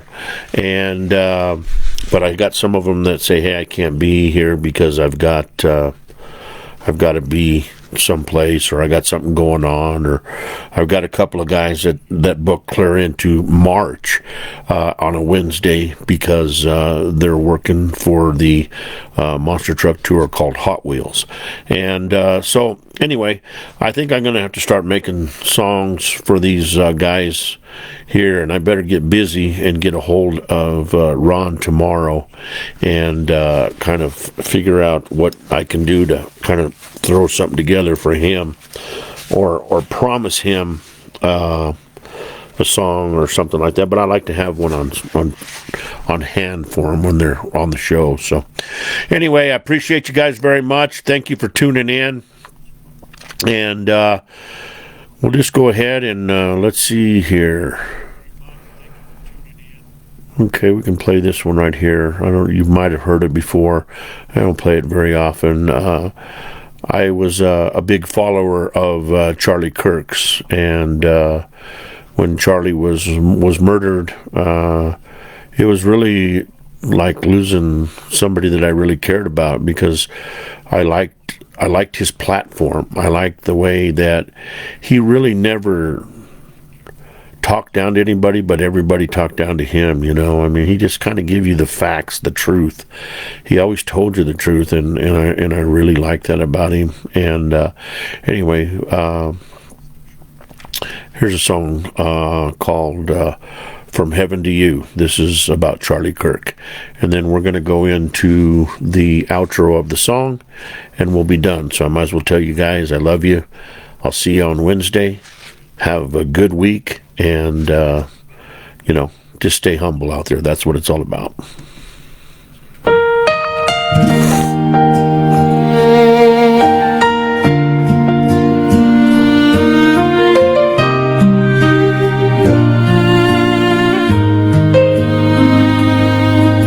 We gather here with heavy hearts. Charlie, you showed us truth. You fought the good fight. Your words lit a fire. Your courage was true. Charlie, we'll never forget you. We love you. We're gonna miss you. Thank you for the good that you chose to do.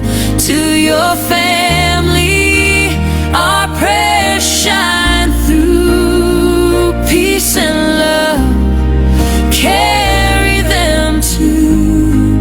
At the end of the day, we're just passing through, but by faith, we'll be with you.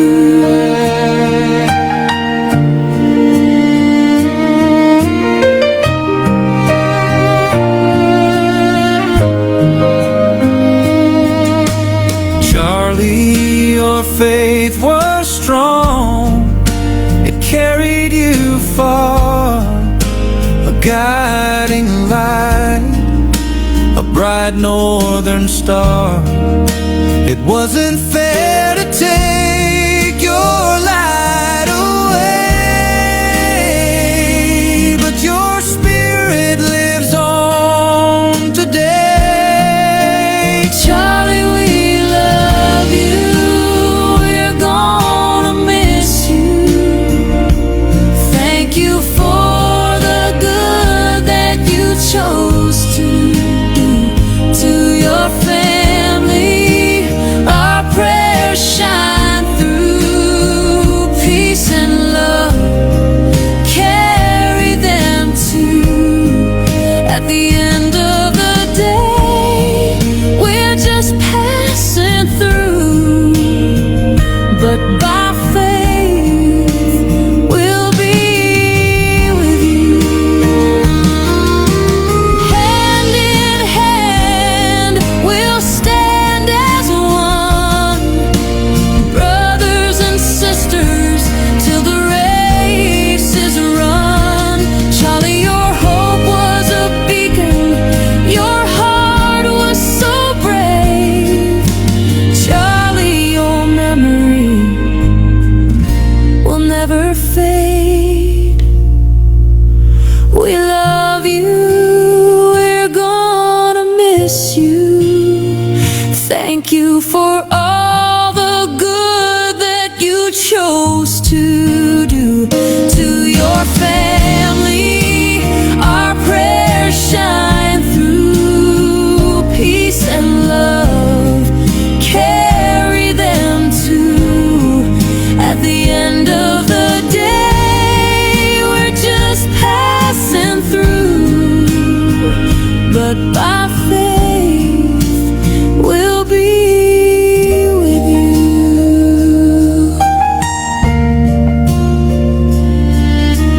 Until that day we meet you again, we'll carry your message with us and walk hand in hand as brothers and sisters, together again.